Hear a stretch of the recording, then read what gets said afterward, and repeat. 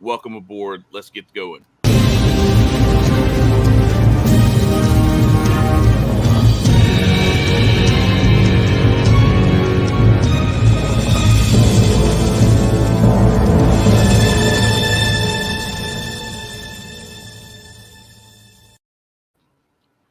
Our quote for tonight, why would it not be Hotep Jesus?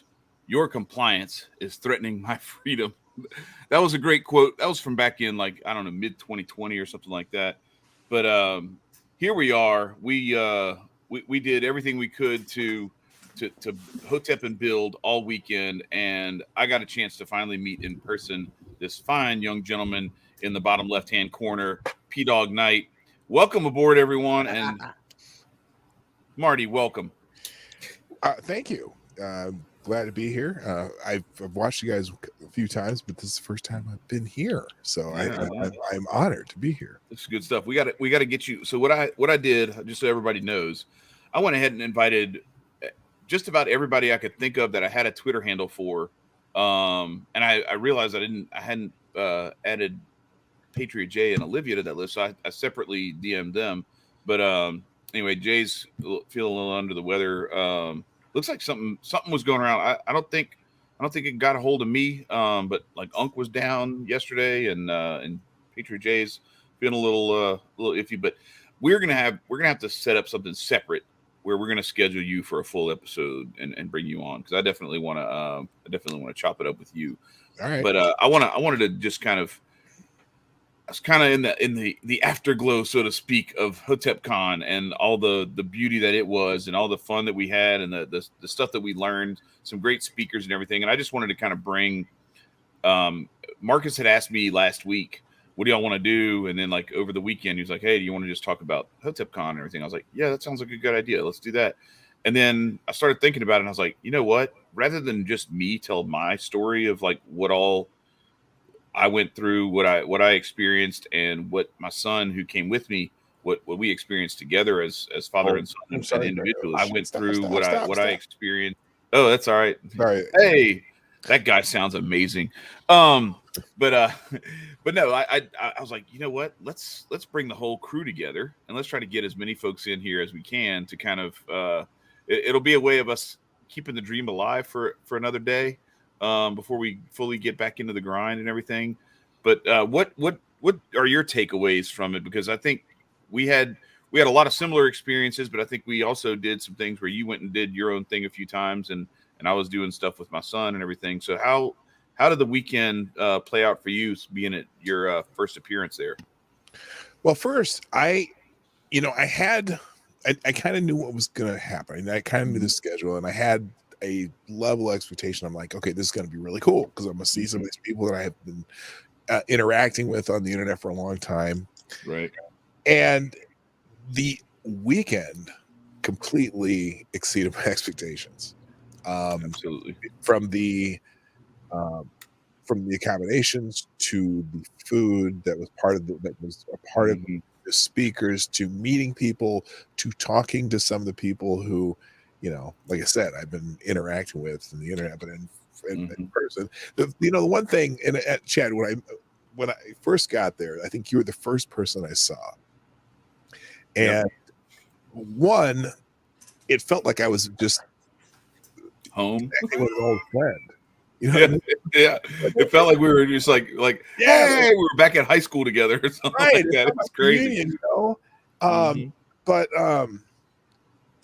the everything about it. I mean, the timing of the events was great.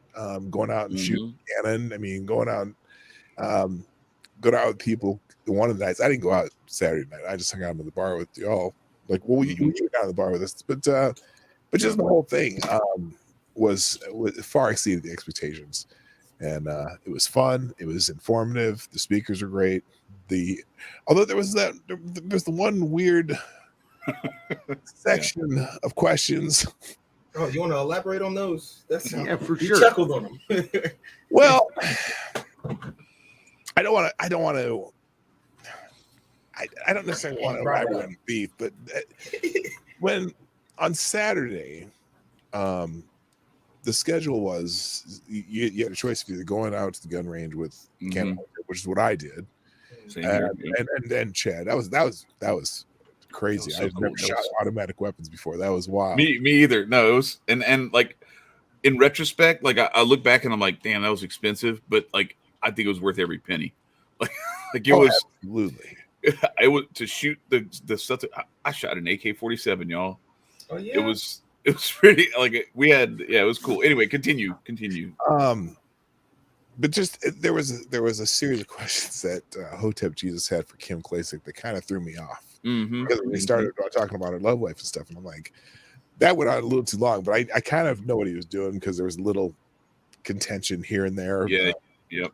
But that, that was the one thing that, and I missed. We missed Sunny's corner earlier, and I didn't know that she did. I figured out. So did Kim, apparently. Yeah, that's wild. Sunny invited all those speakers to the show, and apparently the conversations he had the night before kind of. I don't know if Kim was intimidated or just didn't want to continue the conversation on the show. So whatever. But other than that, everything it was perfect. And the food, oh my God, the meals we had that Chef's Mark's crew was insane. Was unbelievable. Yeah. So, but and then the one bonus that I was not expecting is when we were at the gun range, I got a text from my wife that I'm going to multi-text my wife, my two kids. And my wife is saying something like, yeah, he's in Vegas. He's on the way to the gun range. And I'm like, no, I'm already at the gun range. And she goes, no, I'm talking about your son. My son was in Vegas at another gun range. Yeah, that was, when you told me that was crazy. Yeah. I got to meet up with him that night. But anyway, I'm not sure what we can, I don't know if you want to talk about the schedule or how the things went, but yeah, I learned a lot. I learned a lot of speakers. I didn't know. Wendy O was awesome. I don't know a whole lot about crypto, so I learned a lot more, kind of what her thing is, and so I've been starting to watch her videos now. Let's see, Project Rook. I started following her. I'm starting to listen to some of her. I'm starting to follow all these people that I didn't necessarily know before. So that was cool. Yeah, that's the reason personally I want to get there, and I just couldn't do it this year for timing and cost and all that kind of stuff. But I got to get out there because one of the things that we have found, at least I've found, is, and these guys already knew, was that Hotep Nation is so key. Or it has become key to my personal vision of where the future of community building and like anti-politics is going. And because I think that the Hoteps have a better understanding of culture, and without culture, we're screwed. And so I got to get out there. I watched Cannon's thing yesterday. That I think he put it out on, maybe he put it out the day before, I don't remember, but I watched Cannon's thing. He was talking about Sonny sitting around and basically having campfire chats, and I want to be in on that. Sonny and I may disagree on a couple things because she's not an anarchist and I am, but at the end of the day, she has a crap ton of knowledge. And the amount of intelligence that you guys had the experience to not only sit with but pick at for an entire weekend, that's an experience I want to have. That's exactly it. In fact, I do a show Monday through Friday in the mornings, and I did my show from right outside the coffee bar there. Right. And Sunny came walking through, and she sat down, and I'm like, "Oh, well, do you mind if you want to answer questions? I'm live right now anyway." And she, 20 minutes of just off the top of her head. A lot of it I was trying to learn more about her, like her kind of personal background. But she threw out a couple gems even on my show, just sitting there talking, and and again, the great people I met, like you said, I met Chad, I met Patriot J, Hotep Jesus, Uncle Hotep. Ricky Bascom. Come on, you know you want to say it. It's right on the tip of your tongue. Y'all missed the best concert in the history of concerts. Oh my God! Look, it's like no other concert you'll ever see.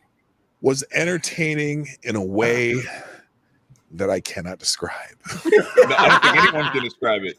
My man showed up in a full like naked tan suit, like he just like a nude suit, like a nude suit, a full nude suit, and like it was, if you undescribable. Yeah, like, and Ricky is just so funny. So he has this one song. It's from like, I don't know, like 2017 or something like that. It's called "Shaping the Future," and he just through that song he just starts going square circle, square circle. And then he goes, what was it? Triangle, rectangle, octagon, hexagon, and all this kind of stuff or whatever. Well, after he is done with the show, I'm like laughing about that and everything. He's like, yeah, Chad, you notice I didn't say Pentagon. I didn't want you to get too excited. I thought I was going to have to bring out some oxygen for Sunny. I was so hard that my ribs were hurting. She was. I thought she was going to collapse right there. I thought I was going to have to put her under. I didn't need a 40-gallon oxygen tank. Let's go, Yo, Trisha. Now, P Dog knows because he was there. I don't know if y'all know Trisha. Y'all might know her from the Hotep's Been Told You chat. She's one of the wrenches in the Hotep's Been Told You chat, along with me and several others. But Trisha is here. Trisha, we were just talking about Ricky Bascom's lovely performance, and about how Sonny almost collapsed out of lack of oxygen, and I was like, my ribs were hurting. I think my kidneys were seizing up. I was doubled over in laughter myself. I know you were touched on a more personal level by Ricky's performance because it was just so like emotionally, like it was, it's very elevated. Like it was like Michael Jackson, it was like one of those like, no, I'm just joking. It was so how caught off guard were you when Ricky started doing his? Extremely. I didn't know what to expect, and that's it. I want to make sure we're talking about expectations. I want to make sure we're talking about the person I think we are. Is like a reddish head, white dude, freckles. Yes. All right. I was our very own Chucky. Oh, were you in? You were in when he was doing his. That's right. So Ricky comes to us via Hotep Jesus's Mogul Summit, and he's like one of the original. Like that's something that we started. I think Hotep Jesus started that back in like early 2020. And we kind of like, that was one of the things that we rode through the whole lockdown era and all that stuff and all the stupidity. Like every Saturday, it was like, that was like our thing. Like, it was like, okay, finally we can do the Mogul Summit. And he helps, Brian's great at like marketing and like helping you to figure out like how to set up your business or whatever you want to do. He's going to try to find a way to help you make it successful.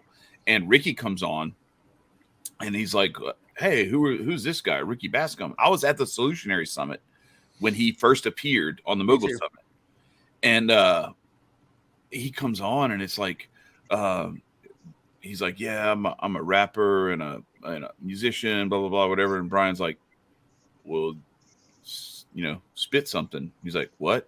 And he's just like, you can't say I'm a rapper and then not throw some bars down. Like you gotta. And so he gave him some time. He kind of came back to him a little later, and he just had him like just start spitting some of it because he's been rapping for a long time. So he finally just, and it was like, bro, it was just like the stuff that we saw on Saturday night, where it was like, whoa, all right, hey, like some R. Kelly type, like anyway. Is it like really radical or what? Yes, he's very. Right. It's he's got no kind of what is it? Discretion. He's got no filter. There's no filter. He's no filter. It's on purpose. It's okay. Let's just say very stream of consciousness. Mm-hmm. It's sometimes it's just words that not necessarily go together, but it's it's deep. After that, I definitely wanted an R. Kelly shirt. I need me an R. Kelly shirt now. I just got to go like find what out kind of like free R. Kelly or like just an R. Kelly shirt? Free. Well, that's what he was wearing. Was the free R. Kelly shirt? You saw it. It's in our Telegram. It's in our Telegram chat. Jimmy Dawes took the picture, and Ricky's standing behind us, or standing behind him with me and my son. Wild. Yeah, I do remember that. He's got this new. I don't want to spill too much because I think we were kind of privileged to, and so I don't want to say this on YouTube. I can say it. I'll say it somewhere else privately, but he's got some tricks up his sleeve for this next album. The next album is Right to Be Retarded, which I think that we all deserve the right to be retarded because I am, and I appreciate the fact that I have the right to be. But no, so Ricky came to us from the Mogul Summit, Trisha, and like we got to experience his whole like progression to like where he went through getting kicked off Beale Street for doing like 808s and blues, doing his Ricky Blues setup, and then he had like open mic and people started like they were twerking and they were freestyling and doing all this stuff, and then like the Beale Street people came and they're like, yo, we're not doing this here. So they kicked him off. He's like banned from Memphis and Nashville. The other thing though, and I'll give him credit, he's fairly talented for being self-taught pianist. He played some jazz and like blues piano on Friday night during the pool party. Just kind of Brody, got him keys the keyboard and he started playing, and it was entertaining. And so I was like, okay, I'm waiting for the performance tomorrow night, and he threw some piano licks in on a show Saturday too, but it was just different. There is a market for what he does. I'm not sure where it is, but it's there. Wait. So if you were to like compare it to like, Weird Al Yankovic, like no, well. Like, No. Weird Al like redoes other people's stuff. He does. Ricky's He does stuff covers, is all original. like, okay. Yeah, He does covers, but like how he does the covers it's weird. It's like silly. It's a silly cover. Yeah, it's a silly version of it.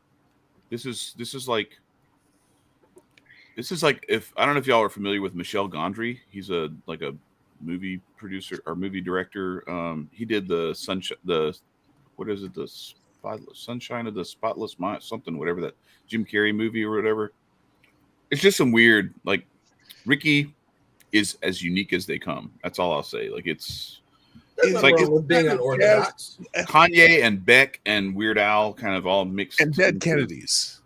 Yeah, maybe. Dead Kennedys in there too. It's kind of like, because the lyrics and the vibe is kind of punkish, but then he has kind of some jazz piano and some other stuff in the background. It's just it's unique. It's very niche. Yes, it is. It certainly is. But it's also hilarious. It gets in a way. It's like a stand-up comedy routine too. So like I would almost say like, I don't know, and I don't want to insult Ricky by saying Carrot Top just because he has red hair. But there's like this weird sort of like, you don't know what's going to happen, but you are going to die laughing. Like we were literally like picking ourselves up off the floor. I don't know if that was the point of it either. Like, I didn't think he wanted us to be laughing. So I just looked at my phone the whole time because I didn't want to laugh. I didn't want to participate in it. So I just was like listening, but I couldn't look at the. Was it like a personal turnoff for you? Like, did you just like everybody laughing? What's up, Natasha? Well, I felt bad because people were laughing. Yeah, but he was singing. We were laughing when he was singing "Fat Phobia." It's like that song is not. That song is not supposed to be a serious song. It's not a serious song. Like he's just like, I don't want to be close to a person that's fat. But like, Chad, it's we weren't quite sure. I mean, I'm with Trish. I was holding any. Y'all don't know Ricky like me and Marcus do. Wait. So like, have you guys possibly like thought the idea of like how he presents it, because he walked out in a weird ass nude suit apparently. So I mean, that's not supposed to be taken serious, especially if you like listen to the lyrics. Like if you listen to like the artist like Little Dicky, or what's his name? He's a comedic rapper, and he's like I'm serious, but he's not really serious. Right. Like, so that's what Ricky's shtick is. Like, he's doing all this stuff and he's doing it deadpan. So like that's what I think that's the intention. That's the beauty to me of how he does what he does, is that he made Trisha not quite sure if she should laugh. And that makes it even funnier. And that's intentional. Like he's doing, because he did this thing. He said something. Jonathan said something to him about like, bro, you're hilarious or something like that. And he goes, I'm dead serious. Yeah. And you just stare at him like that, like into his soul or whatever. Yeah. He's one of those people that make you feel awkward, but he knows he's laughing on the inside. Yeah, but then there were those other times where, like, when he said the thing about the Pentagon thing, like he did this thing where he's like, "Yeah, I didn't want you to get too excited," and then he went, just kind of like this a little smirk snuck past the guards. So yeah, I mean, I love Ricky. Ricky's hilarious. He's the first clue is he's wearing an R. Kelly shirt. Yeah, I mean, come on. Well, yeah, he threw that on over the bodysuit. Yeah, and he had on party shirt.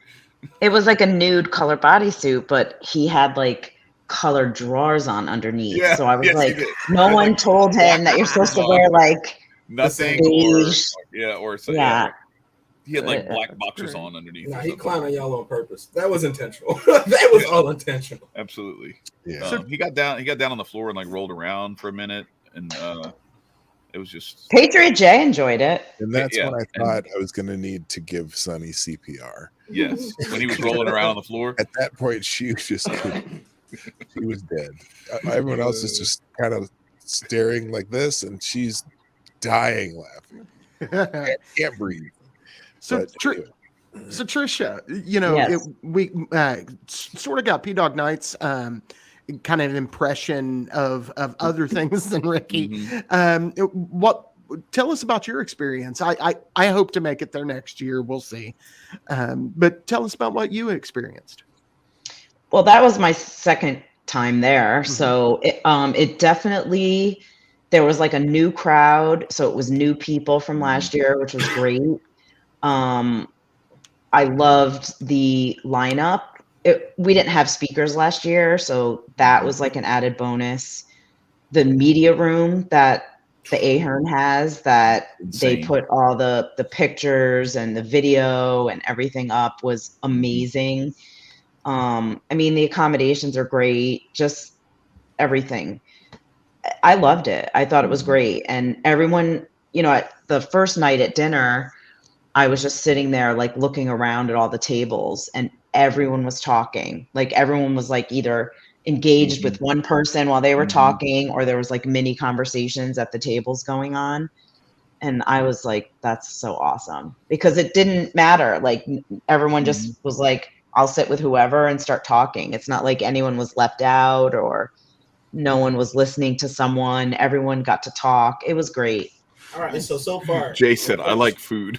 Yeah, out of all three of you, Jay's got to come next year. Yeah, he said he is. Experience? Like, what did you guys enjoy? Like, besides shooting the guns and I love that. What was like your most favorite experience? Aside, I guess, from conversing, like what interaction pulled and drawed you, and just you felt just completely in the moment? Well, it's something Trisha said. At every meal, everyone was talking, right? Mm-hmm. And I didn't sit with the same people at any meal. Right. I made a point to do the same thing. I was different people at every meal, and learned about people, things I didn't know, or just, you know, talked a lot about a lot of different things. So one day I sat next to Rook. One day I was with Patriot J and Olivia. Thank you, Olivia. One day I was with I was a different, and so that was something that you really got to know people just because we're doing different things. And then I was Jimmy Das was on my show. Sonny was on my show. Spent a lot of time talking to Hotep Jesus. We went out with Cannon. That group that went out with Cannon it wasn't a huge group. It was a group of people, so you got a chance to talk to just different people the whole time.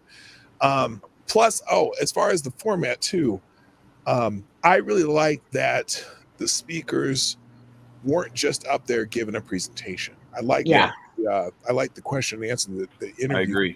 I agree. So the overall interaction, how they were with the group, opposed to, "Hi, my name is Jeffrey. We're going to be talking." Yeah. Well, no, but it was Hotep Jesus was interviewing them, and it was that made it. It was just there was like it was so much more dynamic that way than, and I think it probably took some pressure off of them too, where you're not going up there trying to prepare a speech. They were just going up there to have a dialogue, but then these are brilliant people, so naturally, like you're gonna get diamonds and rubies and pearls coming. It's just like it's nonstop.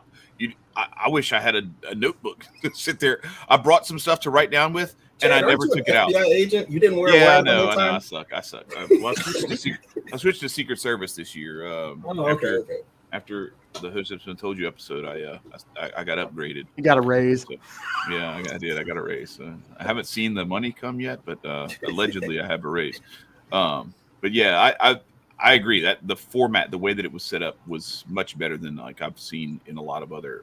And truthfully, like I go back to Solutionary Summit, and Maj does a similar thing.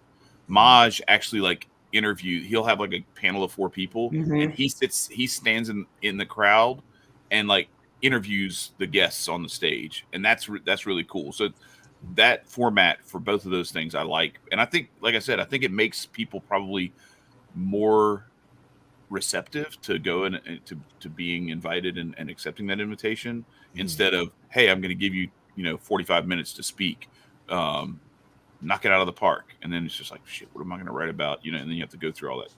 So it was really good. It was really fun, and I think I wish we had like another 2 or 3 days, because although I did break it up and try to spend as much time as I could with different people, I still feel like I never spent enough time with some of the people. There were a lot of times where I wish I had more.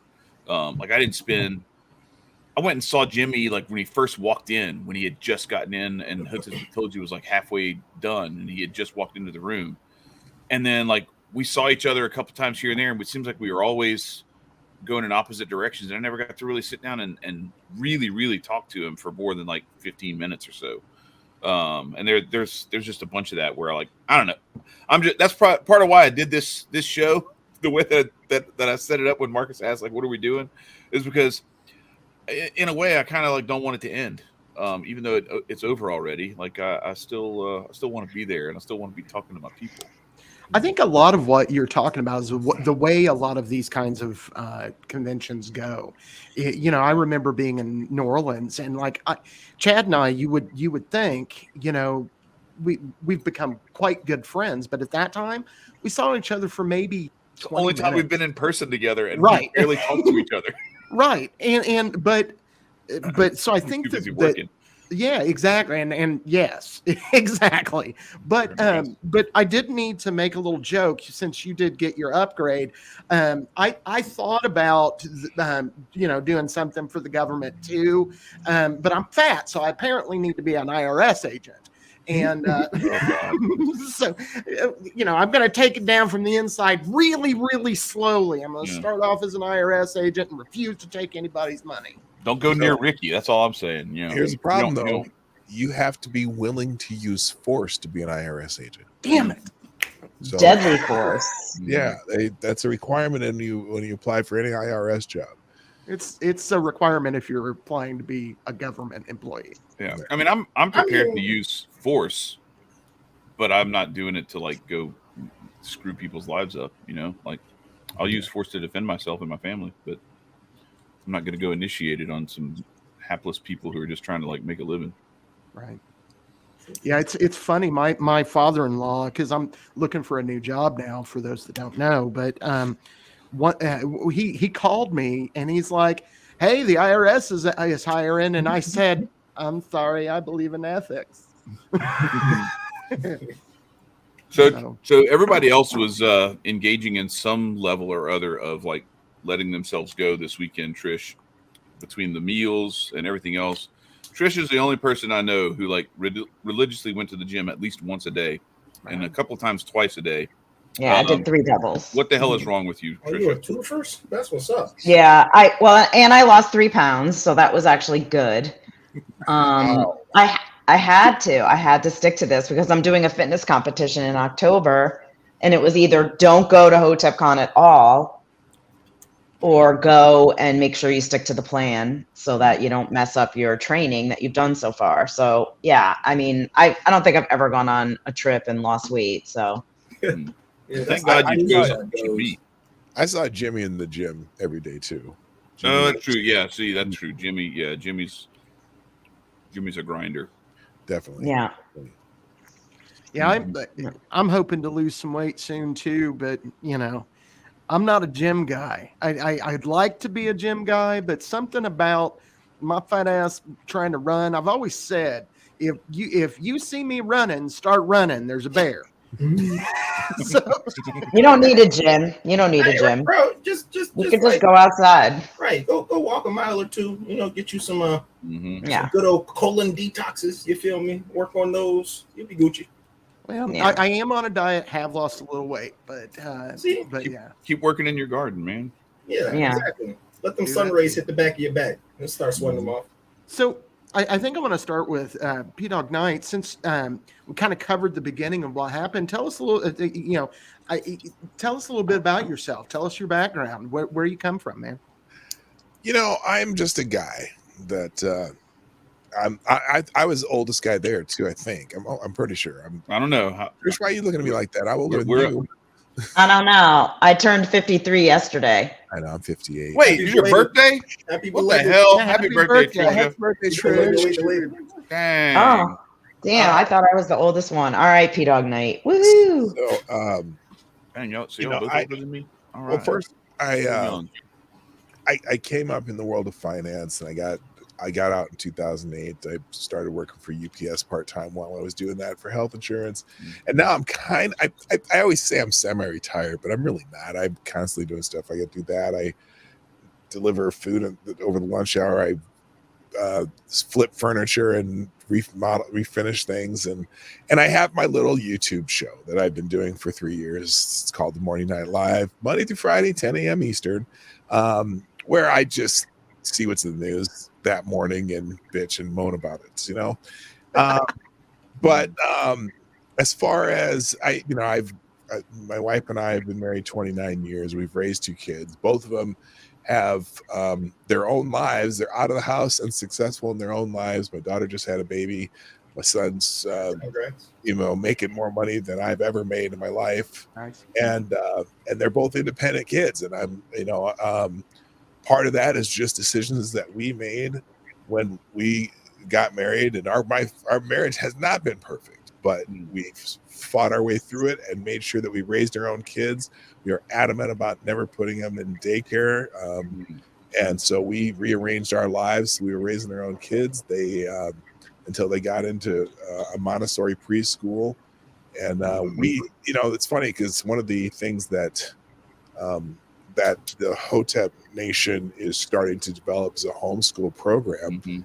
And that was kind of what we did before our kids got into preschool, because by the time our kids got into kindergarten, they could both read, because we read every day with them time before they can even talk. And they learned from us. So we started when my daughter was 2, we bought a game called the phonics game, and she started learning to read. And by the time she was 5, she would read to us, and she was teaching her brother to read. So, Wow. And so that part of the Hotep Nation thing really, really, got me right here going, it's absolutely important for parents. And the other thing too, right now, I'm hearing a lot about that kind of parental rights movement, right? Where, where the Justice Department thinks that parents are potential terrorists.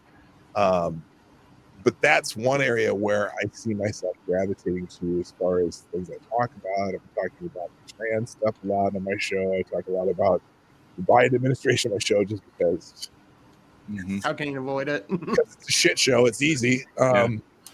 And so that's me. I'm a guy who just talks about shit on the internet, and I've been doing it for I've been on YouTube probably since 2016. I'm making videos here and there, but really the live show where I made a commitment 3.5 years ago to do it Monday through Friday, and I think I've missed maybe 5 of those shows. Even when I'm traveling, I do the show live from wherever I am, just using my phone. But anyway, that's in a nutshell me. I'm a new grandfather, and you know, the guy who's been married 29 years, and I've learned a lot about life just, you know, with the struggles that I've had.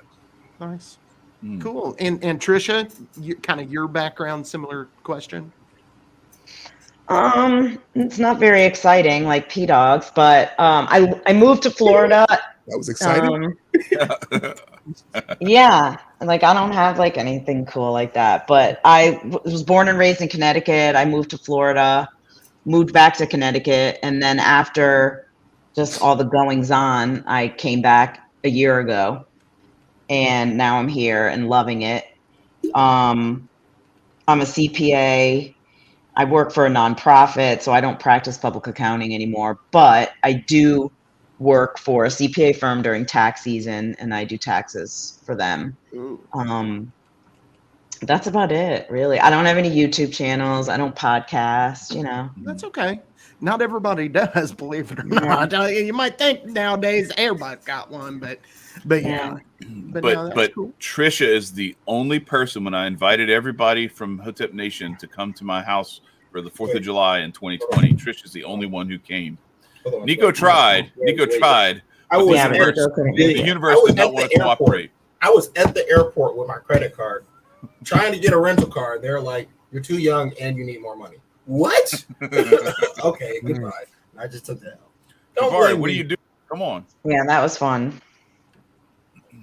Jabari is in the chat, not jumping on. I guess Jabari wants to hide. All right, that's fine. I'm gonna say, get in here, brother. Oh yeah, I want to see how you guys interact. Y'all always got beef. I want to see this. Yeah, fuck Jabari is great. Jabari's great. Jabari sucks. Screw you, Jabari. I gotta get. That's my shirt I'm getting for next year. It's gonna be Jabari's #1 hater. It's, nice. So P-Dog. No, it's all love. We just can't let anybody know. Where you at politically? What's the political background for you? So, my first political experience was probably the first time I voted when I was 20 in 1986 or 84. No, 82, 86, 80, 84. 84 was the first time I voted because I was 20-something years old. And I grew up in the Nixon Carter, as far as when I was my young years, you know, elementary, middle school, whatever, graduated in 82. And so really the first election I voted, it was 84. And I voted for Reagan because I saw how the 70s were going and things seemed to be getting better. But I didn't think of myself as right or left at the time. I just thought, you know what? Things sucked in the 70s. Things are starting to get better now. Why has changed that? And but I really didn't think about what my politics were. And, you know, in school, I know as I look back on I went to Drake University back in in '88, and I never realized how much they were trying to indoctrinate me even then. You know, I mean, I was a speech communication major. I started as a music major, but then I switched to speech communications. And, you know, I'm like, the books were like The Population Bomb, you know,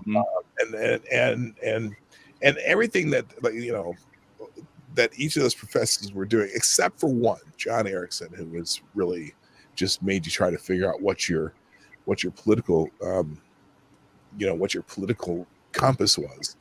All of them were trying to throw a bunch of left-wing stuff at me, and I was like, you know, yeah, it sounds good. I'm learning this is what's supposed to be because that's what the professors are telling me.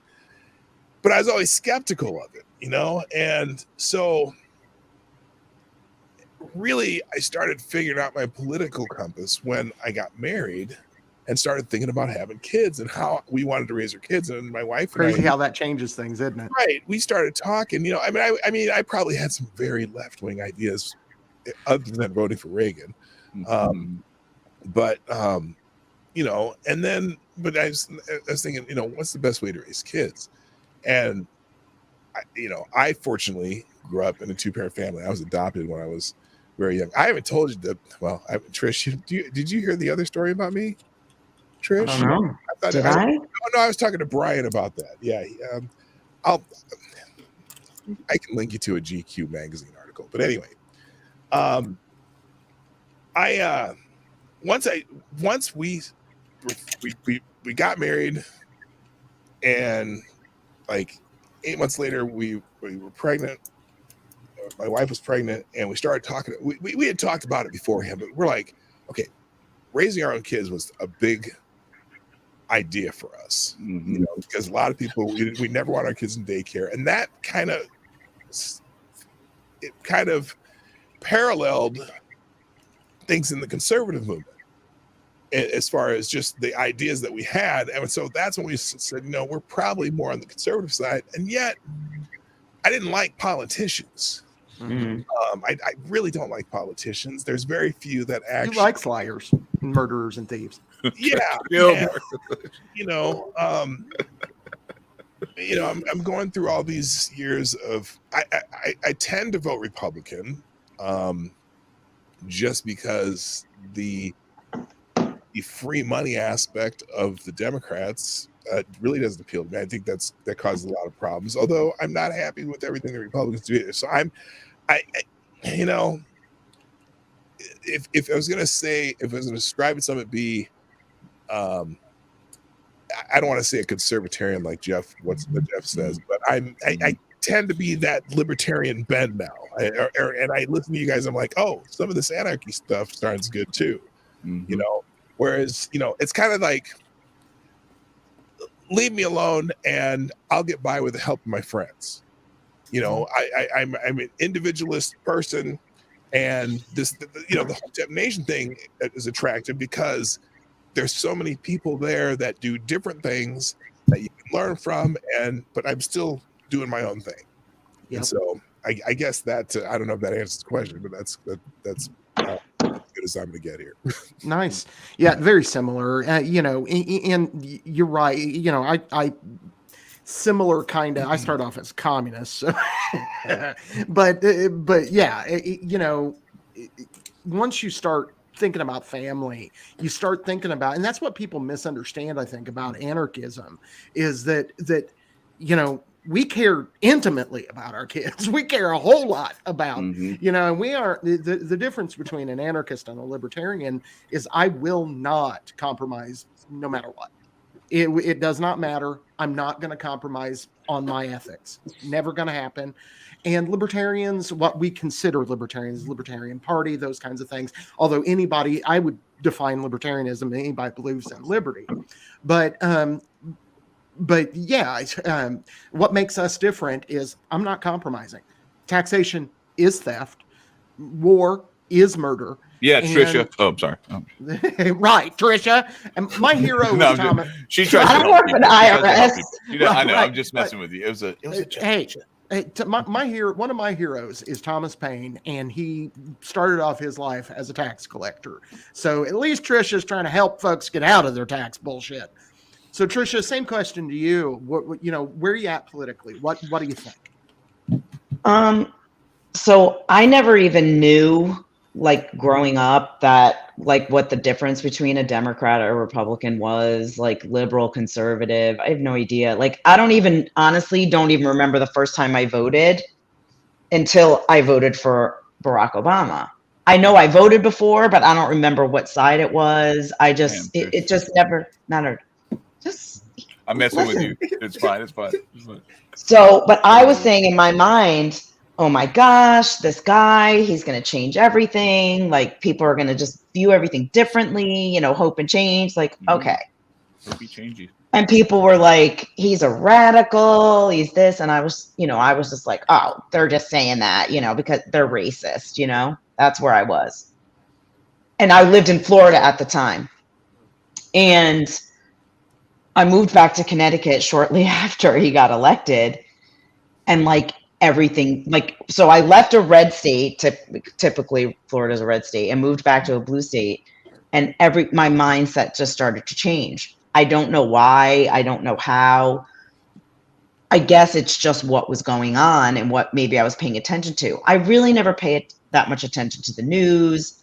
You know, I remember I was in college when the first Iraq war was going on, and it was always on television. And we'd always have people at our apartment on Friday nights, and we'd have the news on, and it would be like the war movie, you know? And it was just like, that's what it was. It was like, anyway, so little by little, I started like going down different rabbit holes and reading more and like, well, what are these people talking about? And what do they mean by this? And I started to realize that I really don't align with Democrats, like pretty much at all. But I also wouldn't consider myself a Republican. I don't even know what that means. Like, I don't even know what a conservative is. Like, what do you mean? What are you conserving? Like, I don't understand that. I'm not for government overreach. I don't like, spying. Not a huge fan of the FBI. I have a story about that I'm not going to say on public airwaves. But it's just, I was just living my life. It didn't matter. And I was like, I work, I hated paying taxes. I was like, this is horrific. I see what people make and I see what people pay in taxes. Mm-hmm. So when people tell me that wealthy people don't pay taxes, it's the biggest crock of what. Like, it is a lie.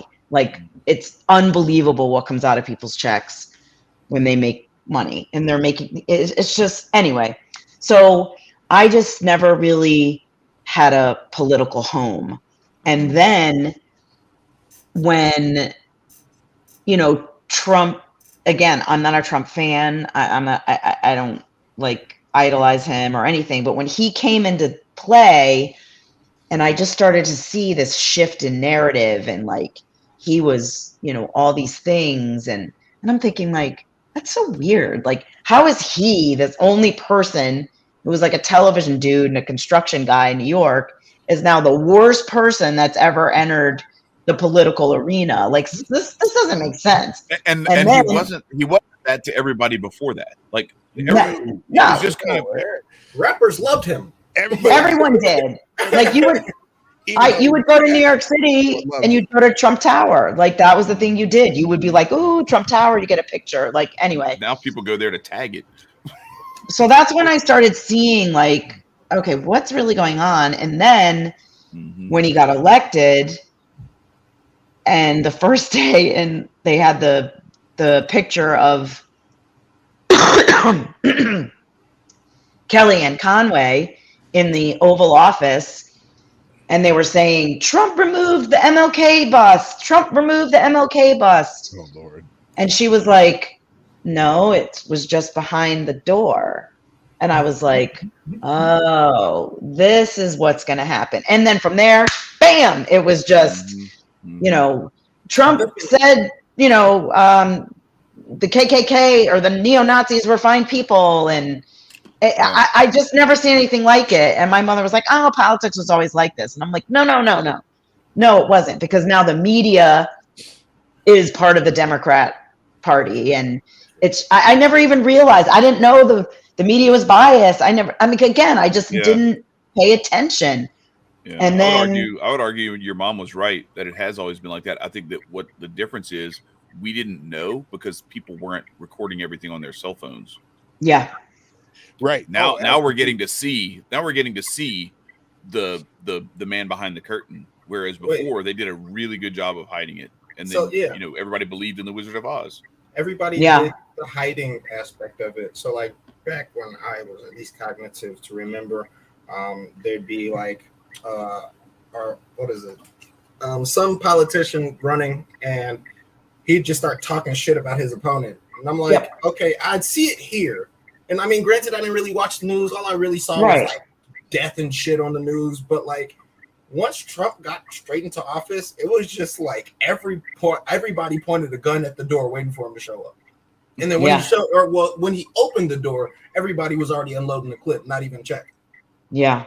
For sure. And for sure that all of that has been true. I mean, you can go back and read the conversations between Adams, or the like competition between Adams and Jefferson. Did one of them call the other one a hermaphrodite and everything? Yeah, And like all kinds of shit, dude. Yeah, they horrible. went nuts. What I do think though that we witnessed under Trump is, and to be clear, I'm not a Trump fan. I think that Trump was awful, and it can be shown in a dozen different ways. That being said, frankly, I wish he had won, just because Biden's so damn bad. Yeah. But what Trump did was he brought in people, real or not, no matter how much I think Trump if there's controlled opposition, I see proof of that an awful lot.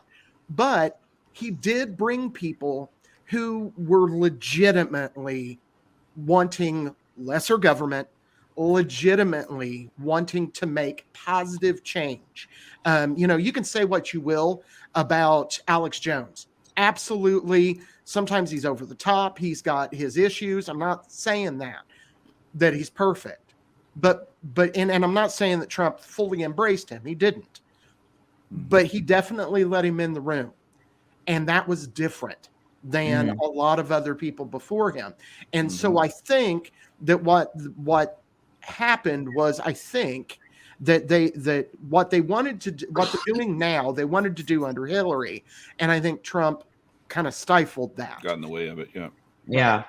Well, the other thing, when Trump first ran, let me go back a little farther, because I began to really realize how biased with the media was with the Dan Rather incident when he faked some shit. And yeah. And I so bad. I appreciate George W. Bush until the Patriot Act, because that was one of the two most misnamed pieces of legislation ever, next to the Inflation Reduction Act and the Affordable Care Act. Yeah. The Affordable Care Act. Yeah, these names, forgot about that one. the names are coming up with are bullshit. But anyway, when Trump decided to run, and I started listening to him, when this is before the election, and I started listening, I listened carefully to what he said, because this guy's not he's not a politician. So I'm like, okay, let me listen to what he says. And the way they twisted his words from day one, with the Mexicans are racist things, that's not what racist. Yeah. They're THEIR, not THE apostrophe R or THY apostrophe RE. But anyway, I thought this guy's a jackass. Hillary's a piece of shit, and I didn't vote for him. So I voted for the sweet meteor of death. I literally read in the sweet meteor of death, because I'm like, I'm like, I support this message. I did a video on this. One is a fat authority. That would be more merciful than what we're dealing with. Well, no, right. I said one is a fat, stupid person who's going to get us into another war, and the other one is the same but with different genitals. I didn't like either of them. And then, but here's something Trump did that impressed me. Even though I think he's a social jackass, but everything he said he wanted to do, he did. And I never had a president do that before. And whether you agreed with the things he said he's going to do and did, at least tried to do, he actually went and tried to fulfill that list of things that he said he's going to do. And I'm like, okay, I'm impressed with that. And I said, you know what? In 2020, and especially because it was Joe Biden, because I'm old enough to know Joe Biden from, when he was in a Congress. Apparently, black people have a memory lapse of that. No one knows anything prior to 2015. Like, no one has a memory before 2015 about anything. And that's what's so frustrating. It was all out there, and yet the media would not allow it to be seen again. I mean, you had to get stuff from the internet to actually look at what Joe Biden's past was, from the drug laws in the 90s to his lie. I mean, look, I remember when he had to drop out of the race in '88 because he had plagiarized his. Yeah. First of all, he plagiarized stuff in law school, which makes me wonder, how does he have a law degree? Period. Mommy and dad. And but also he plagiarized speeches.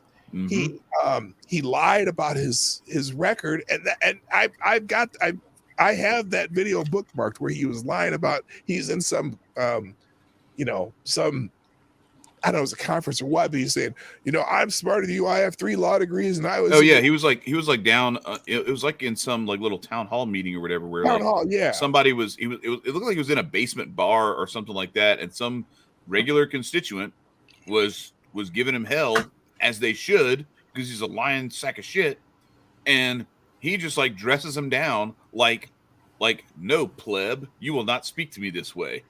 I am one of the elites. But you say, I'm one of the smartest people here. I have 3. I got 3 degrees. I was a full scholarship to law school. I was near the top of my class. And he's at best a middle student. No, he was near the bottom. He was like 78 of 83 in his law school. He barely made it through law school. So anyway, and I'm like, no, I'm not voting for this. I'm like, I'm gonna vote for Trump. Trump does what he says he's gonna do, and he hasn't started a war yet. Yeah, that's where I was. And, a couple of pushbacks. First of all, when I did not vote for Trump. I walked in and waved my Johnson around, and I generally don't vote. And I did vote for Gary Johnson when it was Hillary and Trump, because I still believed in voting then. I don't now. People that murder and kill people, they're willing to kill little children. They're not just going to give up power because you said, I don't like that. So, but the pushback I want to get to is the first thing Trump did in office, because I tried to give him a chance when one of the first things he did in office was drop a Moab, which is the mother of all bombs. And it was the largest, the largest conventional weapon that had ever been dropped in history. And that was in Afghanistan. And so for me, I went, okay, more of the same, and more war, more of that. So there is that. The second thing that I want to push back a little bit, and again, when in comparison to what we're currently dealing with, Trump was certainly better. But I personally, with my eyes, witnessed the internet be scrubbed of stuff that would have been harmful for Donald Trump before he was elected. And that thing was, he came out on, I don't remember but I saw it with my own 2 eyes. I know this happened. Or it's a Mandela effect and they've changed the universe. One of the two.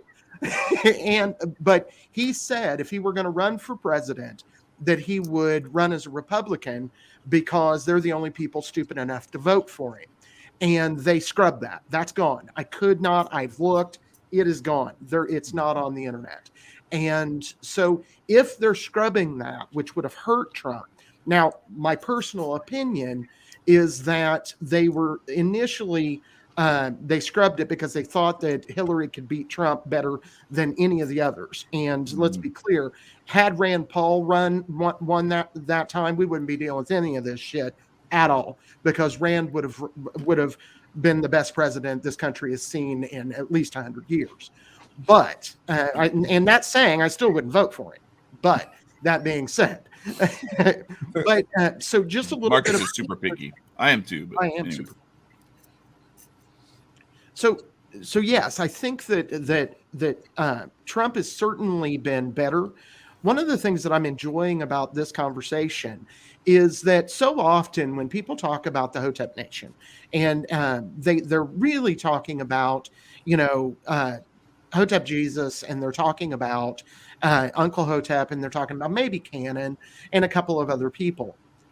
You guys are just as important. And frankly, these guys are just as important to the Hotep Nation as they are, because without the regular people that come out and support the ideas that come through Hotep Nation, they would just be screaming at the wall. And, so I think that it's important for people to hear voices like the two of you who are supporting. And I hope that I support what Hotep Nation is about. So, what other things this past weekend did you guys kind of get into? What was the parties like? I don't know because I went to bed. Yeah, Trisha was too well behaved. Yeah. I'm glad you came though. I'm glad that you didn't opt to like stay away so that you would make sure that you were disciplined. I'm glad you like came and got to experience what you experienced, and also glad that you remained disciplined, because that takes a lot of willpower to be around all that food and to give my son your dessert. Oh, I did. That's right. And to not get hammered like some folks did, and stay away from all the sugary stuff and everything. It's tough. It's very tempting. But I will say this. One of the things that was cool about it is that you think Las Vegas and what happens here stays here, all this kind of stuff. It was still very like we were there for each other, and we kind of all like, we knew there was like an accountability that was just kind of built in to like, all right, none of us are gonna let anything get out of hand, because we're doing this. We're Hoteping and building here this weekend, and yeah, we're gonna have fun, but we're gonna act like functioning adults, and we're gonna enjoy ourselves, have fun together, but we're gonna keep it in a place where we can actually like get some shit done and learn a little bit along the way. So just imagine if like you guys went out as like a whole Hotep mob and just started talking to people outside the Hotep community. that's would change. Interesting. Yeah, I like that idea. Interesting idea for next time. Perspectives and viewpoints of people like, hey, we're part of this big of a group. What's up? Who was at the bar when some guy came and he was with his son and he was like, "What are you guys doing? What?" And I don't remember who spoke to him. And they were kind of just giving him like, it might have been Canon. I can't rember anything. Just a little breakdown on. Yeah, like a quick breakdown. He was like, "Well, I like that. That sounds cool." Like somebody said something about it. It was something related to politics, and he goes, "I don't really get into politics." Like he totally was like, and that's how I feel like a lot of people are, and I think that's like kind of how I found Uncle Hotep, because he is who I found first, and then it just matriculated through that way. And I'm not political. I don't want to be into politics. I don't idolize politicians. I will never give them a cent of my money. I don't have this reverence. I don't get it. Who does? Yeah. And I just feel like and a lot of people you'll see on Twitter, they'll say the Hoteps are right wing and they're extremists. I mean, I'm sure someone's called one of them a white supremacist. It's just, but that's not really what we're doing. It's really not. I mean, while we do have, we had Kim Klasick there, who's obviously into politics, and Sonny, who's obviously been a representative of conservatism, but we really don't focus on that, because a lot of people I'm just so like tired of it. I'm tired of it, like so sick of it. And just being around people that we want to talk about family, want to talk about health, want to talk about business. And yeah, like your local community, like I plan on voting in my local town, like every time, because I love this town. I want to keep it nice. I want to make sure that, we have clean waterways here because I'm on the ocean. Like there's just so many things I can do for this town. And that's what's important. Everything else is just BS. So hi, Tay. I want to invite our man Taylor to the stage here, because he is the only person who has ever actually physically entered into the Aquarian Anarchy Indoctrination Chamber. If anyone doesn't know, like we have done the virtual version on this show several times with several of our guests.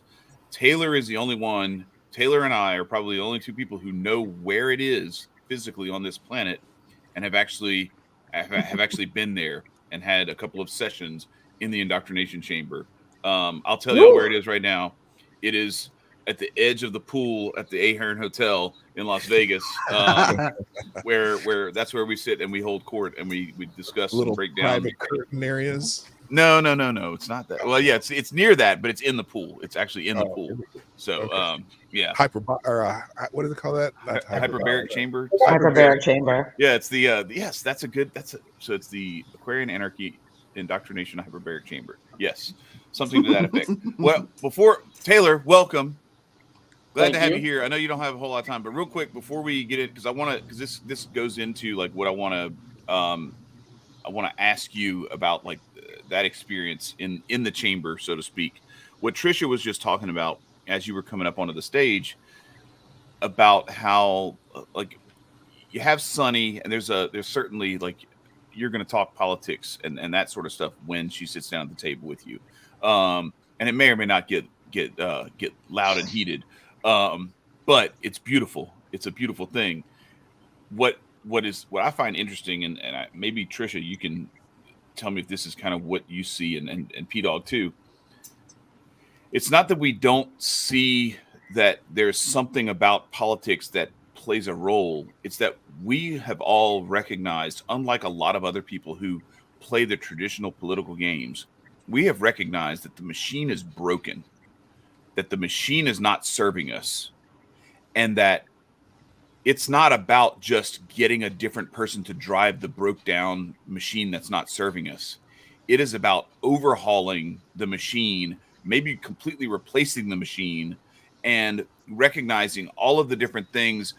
This is a very deeply wounded culture, society, and there's some healing that needs to take place, and there's some approaches that are beyond just putting someone in a place that will tell everybody else to do things the way we want them to do it, and that will solve everything. And that's kind of how all of this stuff, like what we were talking about on Sunday as we were leaving, P-Dog, in the lobby there, was like the conversation Taylor and I had about how you kind of handle some of this stuff in a society without an authoritarian government is like, well, we all have our different talents that we bring to the table, and we all work together and we contribute those talents to a larger group.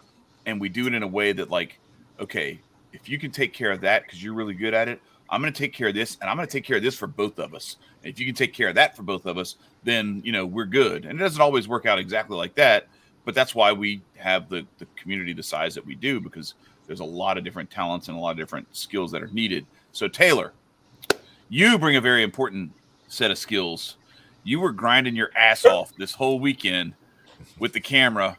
I'm glad we still got to, and I'm sure a lot of other people got a chance to sit down and talk to you and everything, and get to know who you are and all that. But what's your takeaway from the second annual HotepCon? Oh man, there's so much to take away. I kind of got into this movement, accidentally to some degree. I like good political takes. And so that's where I wanted to be in front, to get to know Hotep Jesus and AnarcHotep, and to work on the grifties.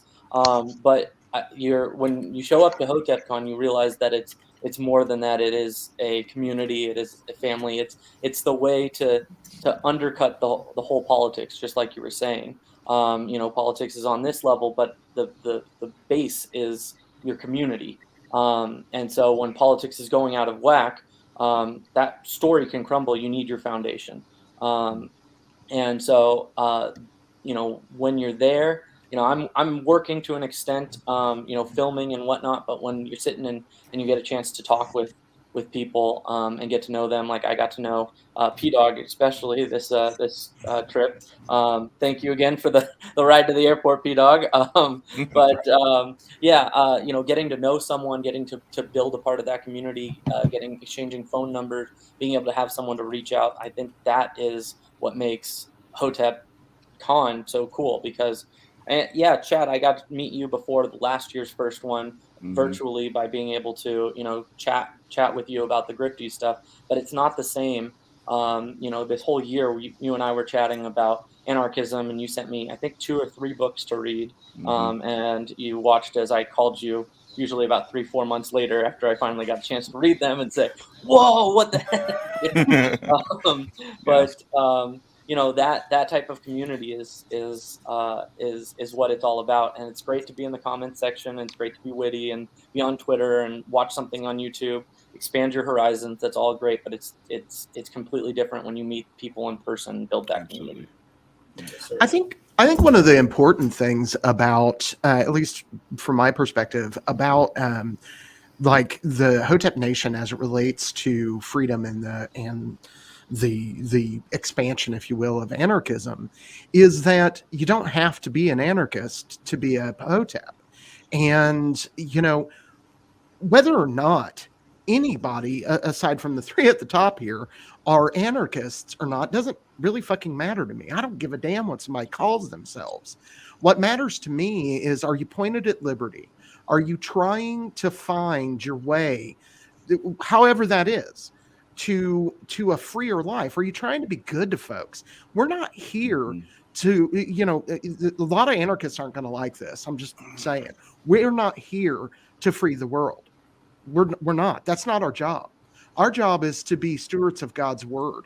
Our job here is to stand up for what it means to be good. Now, often that means that we tend to be on the side of freedom, because freedom means you're not trying to screw somebody over. You're not trying to control their life. You're letting them do them, But I think the Hotep Nation unites people behind things that are just ultimately good. They're good things. And I think that where we fulfill a function is that the 3 of us are going to go, yes, and that means we need to get rid of all of this aggression, all of this evil bullshit that the government does. And for some people, that's going to resonate. For other people, they don't want that, and that's okay. Yeah, a lot of people are afraid of what happens after that. And I get all these questions all the time. It's like, well, yeah, but what are you going to do about murder? I'm like, what do they do about murder now? There's a whole lot of people getting murdered still with all this stuff. Right. Like, come on now. Y'all got something better? Throw something better at me. Because as far as I know, apart from like disease, there's nothing that killed more people in the 20th century than government. Right. Yeah. How are you going to build the roads? That's the best one. Yeah, for sure. I'm fairly sure they built roads to a government, right? With some good old sand or some brick, smooth. Well, no, it was just all it was like you rode your cart through the dirt. You rode your buggy through the dirt, and it made a track, just like you see like a path, right? Yeah. On campus, when you used to go to high school, and there was that little spot where there was like a corner, and nobody walked around that corner. They cut through, and there's just like this worn patch of dirt where the grass used to be, and you used to get in trouble. That's the first road on that campus. Jimmy Doss. Thank you, Jimmy Doss. That's right. Dropping the Eric July bomb. I love it. But something that Sonny said too, that kind of, because she was talking about policing when she was talking with Hotep Jesus, and because there's all these people now saying fuck the FBI. We're not gonna, we don't want, we're trying to defund the FBI, but you still want the policing in here, and how are you going to communicate, do that? And something she said was like, well, especially in the Black community, it's like, well, yes, you having police, that means you want a government solution. Why not just let everybody take care of themselves? Why not make the Second Amendment your government solution, or your lack of government solution? And that kind of made me think, oh, is this what Chad's talking about? Yes. So and the other parts, you said something about the machine, and government being the machine. And I think one of the, at least in my mind, the Hotep idea is that we don't want to rely on the machine.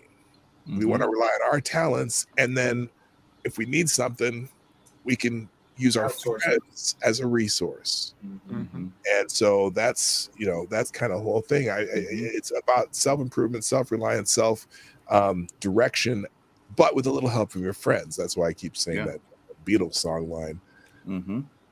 So yeah, it is that, because that's, but if you think about it, I mean, what's really the difference? I mean, we're doing that stuff. You find that you do this sort of stuff all the time anyway. And this is one of the things that Marcus and I have tried to convey to people in our personal dealings. Like I know this because I know Marcus and I have talked about this like off the air, about how we interact with individuals in our family, friend groups, or whatever. And one of the things that we will often go back to is like, you know, you spend like almost 100% of your day every day living anarchy. No one is forcing you to go to work. No one is forcing you to be nice to the people in your neighborhood. No one is forcing you to not steal shit out of the grocery store. You know what I mean? And if you really think about it, like how much of why you don't steal shit from the grocery store is because you know that you might get arrested if you do. And how much of it is because you just are like, well, no, I'm not a dick. Like I'm gonna pay for my anarchism groceries. is don't be a shitbag. I'm not Because a I've seen- shitbag, but corporations are shitbags. And if I can help my pockets out from a Walmart, y'all not hurting over this one pack of Listen to this guy. Boy, you just I'm just kidding. Oh, I don't shit, say man. nothing for Walmart. But like I've been, so there was this one time where I'm at, they had a Winn-Dixie. It's a what is it called now? Shoppers Value. That's what it is now. It used to be a Winn-Dixie, right outside my old neighborhood where we used to live before we moved here. And I was over there one day. It was like a Saturday morning or something like that, picking some stuff up. And I'm walking out the door, and all of a sudden I see this dude just like run out of the store, throw something on the passenger seat as he's running by, run around to the other side, jump in his car, and reverse all the way out of the parking lot fast as he can to jump onto the road and then take off. So apparently this guy like steals meat from the Winn-Dixie, goes down the corner, sells it to this little other market at a discount, and then they put their packaging on it and sell it, you know, at full price at their store or whatever. And I'm sitting there and I'm like, all right, so like there's police, there's actually a cop in the store, like right in front of there, and they, you know, and like this stuff still happens with our state setup, and it always takes me back to, there's so much of these things that we look at, and this is the thing that I try to get people to understand, is like so much of these things, like that man running in there and stealing that meat, that all we see is that externality. But what I would like to offer is that is an outgrowth of what the state does to people to put them in a place through the theft of their labor, through debt, through inflation, through everything else, all of the different manipulations of the market that makes people go through some of the crap that they go through, and all the regulations. That's a lot. One of the things that Sonny talks about a lot is there's so much of this stuff that's like, well, you can't do that because you have to pay $700 for a license to be able to do that. And if you don't, we'll come arrest you. And so sometimes people are just like, well, shit, if you're going to arrest me anyway, might as well sell drugs, might as well sell, you know, do whatever other thing that they need to do. So a lot of this stuff we see is an outgrowth of this machine that we're talking about. And then we say that, well, what would you do to stop that if not for the machine? And I would say, why would it start if not for the machine? Because I'm not saying that like human beings in general are going to be angels instantly when you remove the oppressiveness of government from that, or the greed of corporations. You know, these are all things that you see, the 7 deadly sins and all of these different manifestations, whether it's corporations or individuals or the government actors themselves. But what I would argue is that when you institutionalize human beings ruling over other human beings as the answer to the problem, and you lose sight of like the creator as that, what should be that direction, you start to get people to have this real deep confusion about, well, if it's legal, it must be okay. And if it's not okay, if it's illegal, then it must not be okay. And it makes it to where there's a lot of manipulation that becomes possible. And then the cherry on top is human beings aren't angels, so they can't be trusted to not be jerks to each other. So the best way to make sure that everything goes smoothly is to put them in power over each other, and nothing bad will happen. And it's quite an odd idea to have. For sure. To me, anyway. So we've also brought up a lot about God, and Taylor, I was just curious where you coming from, and you looked like you were about to make a thought, but I want to shift because one of the things we do is talk about spirituality. But Taylor, you were about to say something. Well, going about on God, I come from a very much a biblical worldview, Christian biblical worldview. I very much believe that we have, two things that we know are true: reality around us and the Bible. And if they don't ever match, it means we misinterpreted the Bible or misinterpreted reality. And so, that's very much, my standpoint. So Chad and I have had a lot of chats about, merging our philosophical, religious views, with our political views and where they line up and whatnot. And what I wanted to say though is, and it's kind of touching on a few different points, but you mentioned wanting to that we don't all have to be anarchists, and I'm definitely 1 year closer to anarchy than 1 year talking with Chad, closer to anarchy than I was a year ago. And especially I came from a strong back to blue type mentality to going like, "Ooh, what is this blue doing?" And so for me, I say, Mm-hmm. we might have an off point, Chad and I, where our political views, diverge. But and where we'll be working against each other. But that off point is at least 10 years in the future. We have to work together to get to that point. And I've always said, for me, I'm big, conservative type mentality, but I also have a libertarian streak. And so I say, one of the best and worst days in my life, and I know you're anarchist, so you don't believe that in this potentially, but is going to the ballot box and seeing the choice between red and gold and going, "Ah, crap, which one should I vote for this time?" And so that, that's where I kind of want to be, is in that space where, what does liberty mean? Does it mean, this conservative, like we should be doing it this, or libertarian of nope, let it all be? And so, anarchist, I know is way more on that libertarian spectrum, or this way, I guess, libertarian spectrum, than that conservative value. But at the same time, having those conservative values, as Chad and I were talking about this weekend, is being able to say, hey, I think doing drugs is bad, but this is America. A lot of times libertarians don't get me to this, but don't let me get to that but part, or anarchists don't let me get to that but part, where it says, but this is America and it's your choice to do what you want to do. This is what you be able to have that freedom to smoke weed if that's what you want to do, or even go harder with, something else, as long as you don't endanger me while you're doing it. I do want to, to a large degree. One thing I want to point out is that one of the things that's nice, and this is actually about libertarians, but I'm going to modify it for anarchists, is actually not saying the word but. I don't have to say I believe in freedom, but I need this, this, and this, and this. And so I wanted to push back a little bit with that. I don't have to compromise and with my belief system. And I just believe in freedom.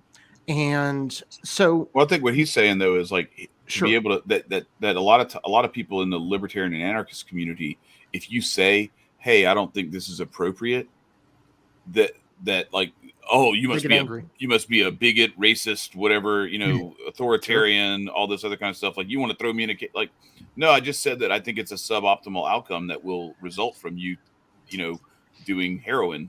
I didn't say that you should be thrown in a cage for it. Right. I think we should legalize it, and I don't recommend doing it. Right. That's what he was saying. That's what that's what Taylor was saying. And that's actually where I was going as well.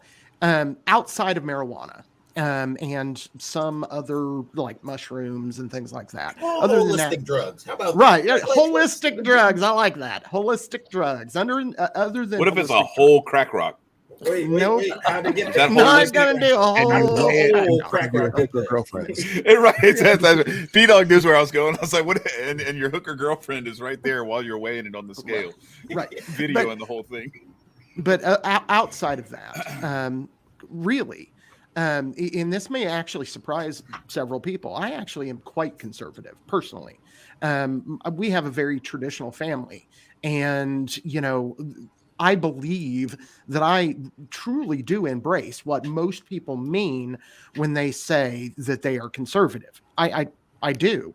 I save money. I have, the only reason I'm making it right now is because I save money, and I invest. I understand the market, those kinds of things.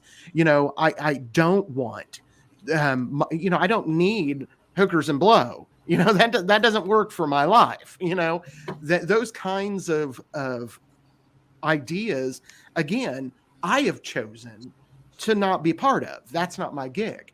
And so for me, my anarchism has no dealings with that, because I don't deal with that. And now some people do, and they live in those consequences. For a lot of people, they know that both Chad and I, and to an extent, Nicco, have lots of friends who do hookers and blow. They for sure. I don't know if I have a lot of friends like that. You have a couple. People said I look like Hunter Biden. They told me I should Right, do that for Halloween, but right, for sure.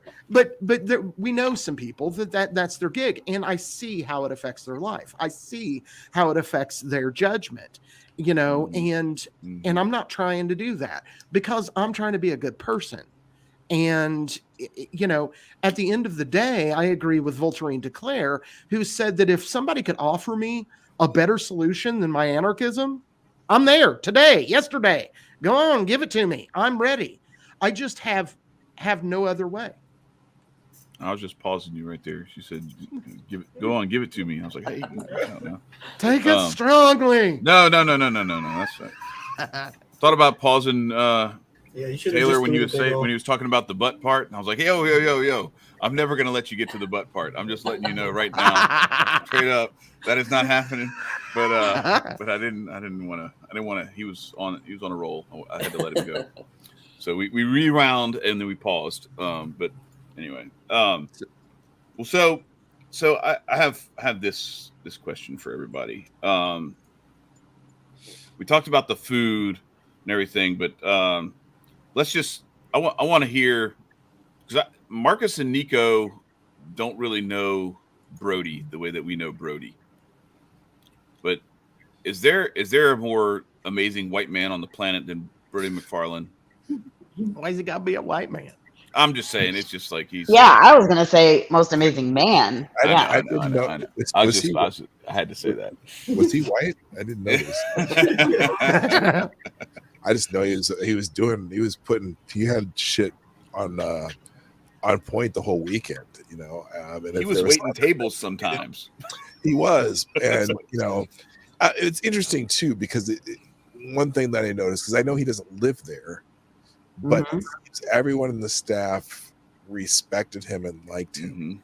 And he, when we were, for example, when I was up in the outside the presentation room in this little coffee bar there, and I was getting a coffee from, I think her name was Ellen, I don't remember, but Brody just did something so nice for that girl who's working in the coffee bar. He said, "Yeah, we just put this in, and Ellen is one of our best baristas." And it was just a simple compliment that girl was smiling ear to ear and seemed so happy to be working there when he did that. And it's just a simple little thing that he's obviously part of the family that owns the hotel or whatever, but he doesn't live there. He's not, he's not her boss, but he has, had that just conscious enough to say something kind about the employee, and the employee appreciated it. But as far as as far as needing things or as far as the schedule and everything, man, he had it all going. The meals, he had the timing of the meals, and everything was phenomenal. all the pickup and drop offs from the airport. I mean, he was catering to as many people as he could. He spent 2 days in the car. In between. Yeah, he did that too. I didn't. I only took a few people to the airport, but yeah, I probably wouldn't. I don't know if I'd rent a car next year. I rented a car. Yeah, don't. I didn't use it till I used it the first day and the last day, and that was it. Yeah. Although it helped when I was going to go hang out with my son, because I could just go pick him up and bring him back. Yeah. I wanted to ask you. Well, first, before I ask you about, because I want to ask you about your son, getting to actually meet up with your son and spend some time with him. But before that, I have to say, we're talking about the organization of the event and everything. We cannot say that without giving some kudos to the lady down at the bottom middle of the screen. Oh, I would say Trisha really helped get everything together. She got our little lanyards with our bags and all that stuff and getting everything organized. And we had some trouble trying to get the itinerary printed out because Hotep Jesus was very particular about the text formatting that he wanted for that. Anyway, it's just we really appreciate the work that you put in, Trisha, too. You were very much holding it down to make sure that everything went off without a hitch. So thanks. And next year, like I vow, he's not gonna give me I'll give it to you last minute. We're not doing last minute. No, everything's gonna be like a week in advance so that it's like because that would have been done and printed not the day of, as other people came and didn't get the agenda, and then Brody hadn't printed them, and not Brody's fault, but it was just so I'm definitely not gonna let Brian get away with that next year. Yeah. No last minute. With all that, it was still amazing. It was still incredible. And so, P-Dog, you had an unexpected little, treat to your weekend. So, like you talked about it earlier that your wife was like, yeah, he's on his way to the gun range. He's like, no, I'm at the gun range. Like, no, your son is on his way to the gun range. So you actually got to happenstance run into your son while we were out there in Vegas. What went down with that?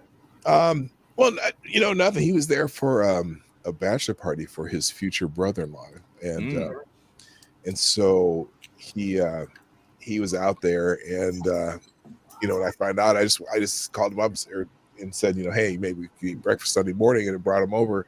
He doesn't really know why I was there. I mean, he kind of does, as opposed to my daughter. I started to explain, because she was asking me, what are you going out there for? You're going out for this Hotep what? And I said, well, here. And she's like, what is that? And I said, well, here, you can go to HotepNation.com, and here's a couple people you can follow. My daughter's really into it. I'm like, awesome. I'm like, oh, okay. So now she's got all these questions for you. But no, I just, it was cool. I met up with him, went and picked him up he was staying over at Paris. And so I went down and picked him up, came down, brought him for breakfast. He got to taste a little bit of my chicken and waffles. Did you try the chicken and waffles? Bro. At breakfast? Yes. That was the one thing when we got delayed. So we got delayed. We were supposed to fly out Wednesday night and get into Vegas 9:30 Wednesday night and then be there for breakfast first thing Thursday morning. And our whole, there was a storm in Dallas, and that's where our connection was. Everything got pushed back. So we ended up having to fly out the next morning. The only thing that I was worried about was missing breakfast and having one less day that I had an opportunity to get those chicken and waffles, because I had them 3 times. I had them 3 times last year. I mean, all right. So just to set the stage, people, this is a spicy waffle with bacon, and I don't know what else they season it with, but it's the waffle is amazing. The syrup is like a jalapeno maple syrup that they put on top of it, and it's dark meat chicken, and it's with a crisp, nice crisp on the outside, but it's boneless. They boneless thighs, but they however they cook, there's just a little crisp on the outside, and it has this sauce. I'm like, oh my god, and so anyway, no, we just got to eat breakfast, and we were texting my pictures to my wife and his fiance, and going, hey, look who I found in Vegas. And funny. And he got to meet a couple of y'all, so the one thing that a lot of people said to me when I got there too, it was like, oh, you're tall. yeah, I was like, you're just a big ass motherfucker. And I'm just barely 6'4", and my son's 6'6". Oh god. My son played college basketball, and And he actually has an NCAA championship ring from the University of St. Thomas. But you know, I was you know, when I found out your son played basketball, I was like, oh, maybe I should have my son come talk to him. But there was not an opportunity because he was obviously there for a very different reason than I was.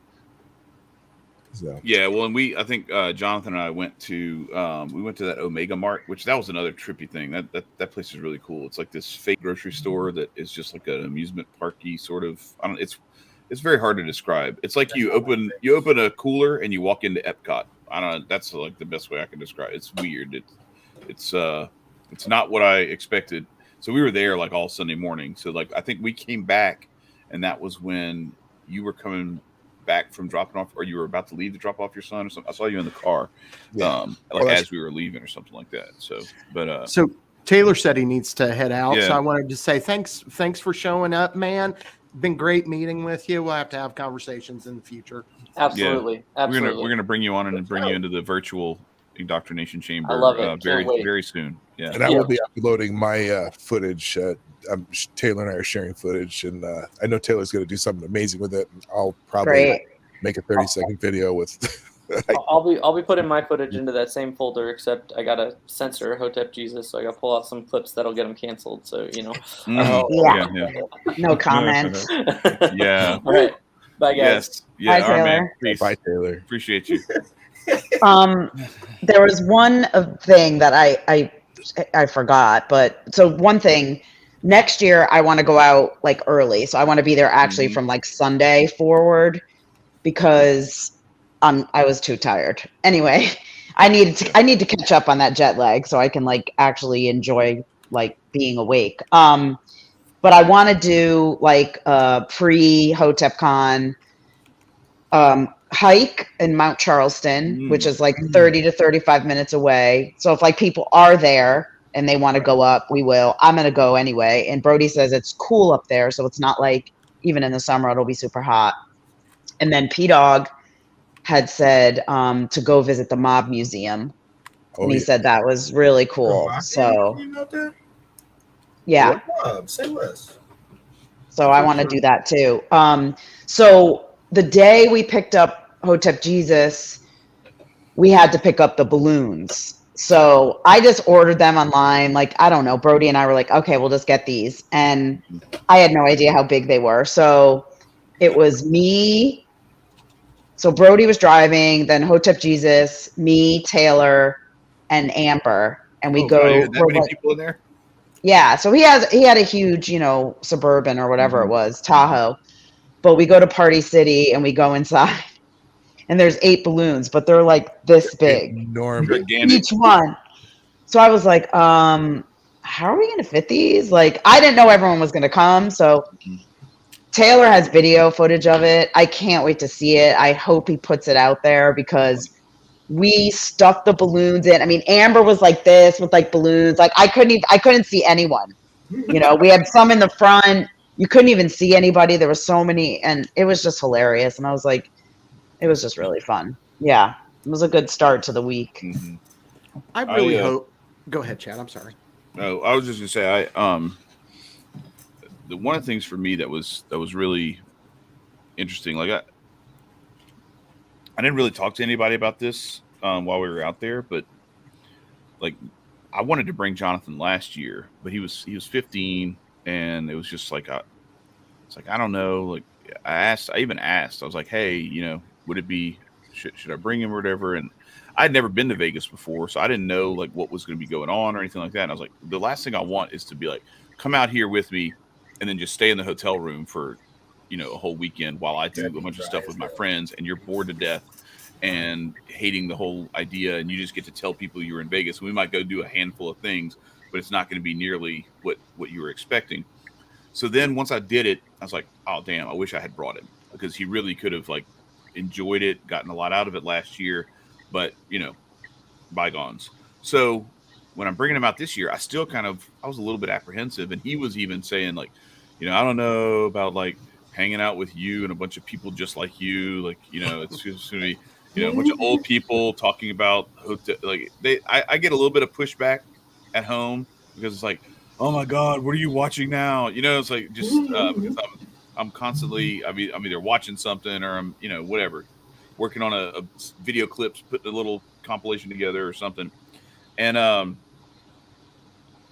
was kind of blown away by not just the experience that he had with meeting everyone and like getting to listen in on some of the conversations and like learn and like and just kind of like there were a few times, I'm just like looking over at him while some of this stuff's going down and he's just like, just kind of giving this like little head nod, like, he's pretty based, before all this stuff. That's why I wanted him to come.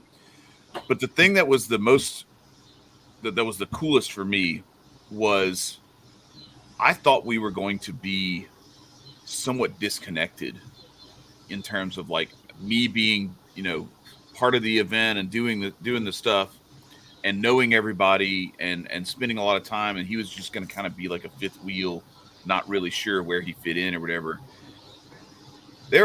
He sat by himself with a whole table of other people at the dinner Saturday night.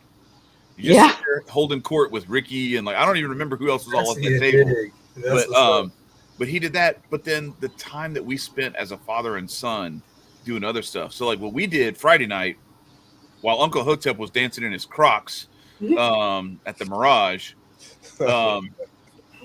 Jonathan and I went to the top of the Stratosphere and we rode roller coaster rides at 1,000 feet. That's dope. And it was some scary shit, but it was so much fun. And like we were sitting down in the airport on our way back, getting ready. Yeah, he did. He was violating me like a motherfucker, but that's all right. It is what it is. I kind of expected that. That was another thing I was a little concerned about. I was like, man, so he didn't reveal too much. So it's like, all right, some of my secrets are still safe. They don't need to know all the agencies I work for. But no, I'm just joking. But no. So like, it was doing those rides and all that stuff. But then like, there were just these moments where we were just like, in the elevator, walking to the elevator, doing all those things where we were just like cutting up, having fun with each other, having conversations. I never thought that it would be like a really cool father-son trip necessarily. I thought I was just bringing him to HotepCon for him to be able to see like, okay, look, this is why I'm doing what I'm doing. This is why this is important. These are the people. Look at some of these people who you're going to get to meet. And then he got to do that, but then we got to bond in a way that we haven't bonded in a while because we're so busy with our own he's basketball schedule all over the place. I'm traveling all the time. So it was just kick ass. So I was really, I don't know.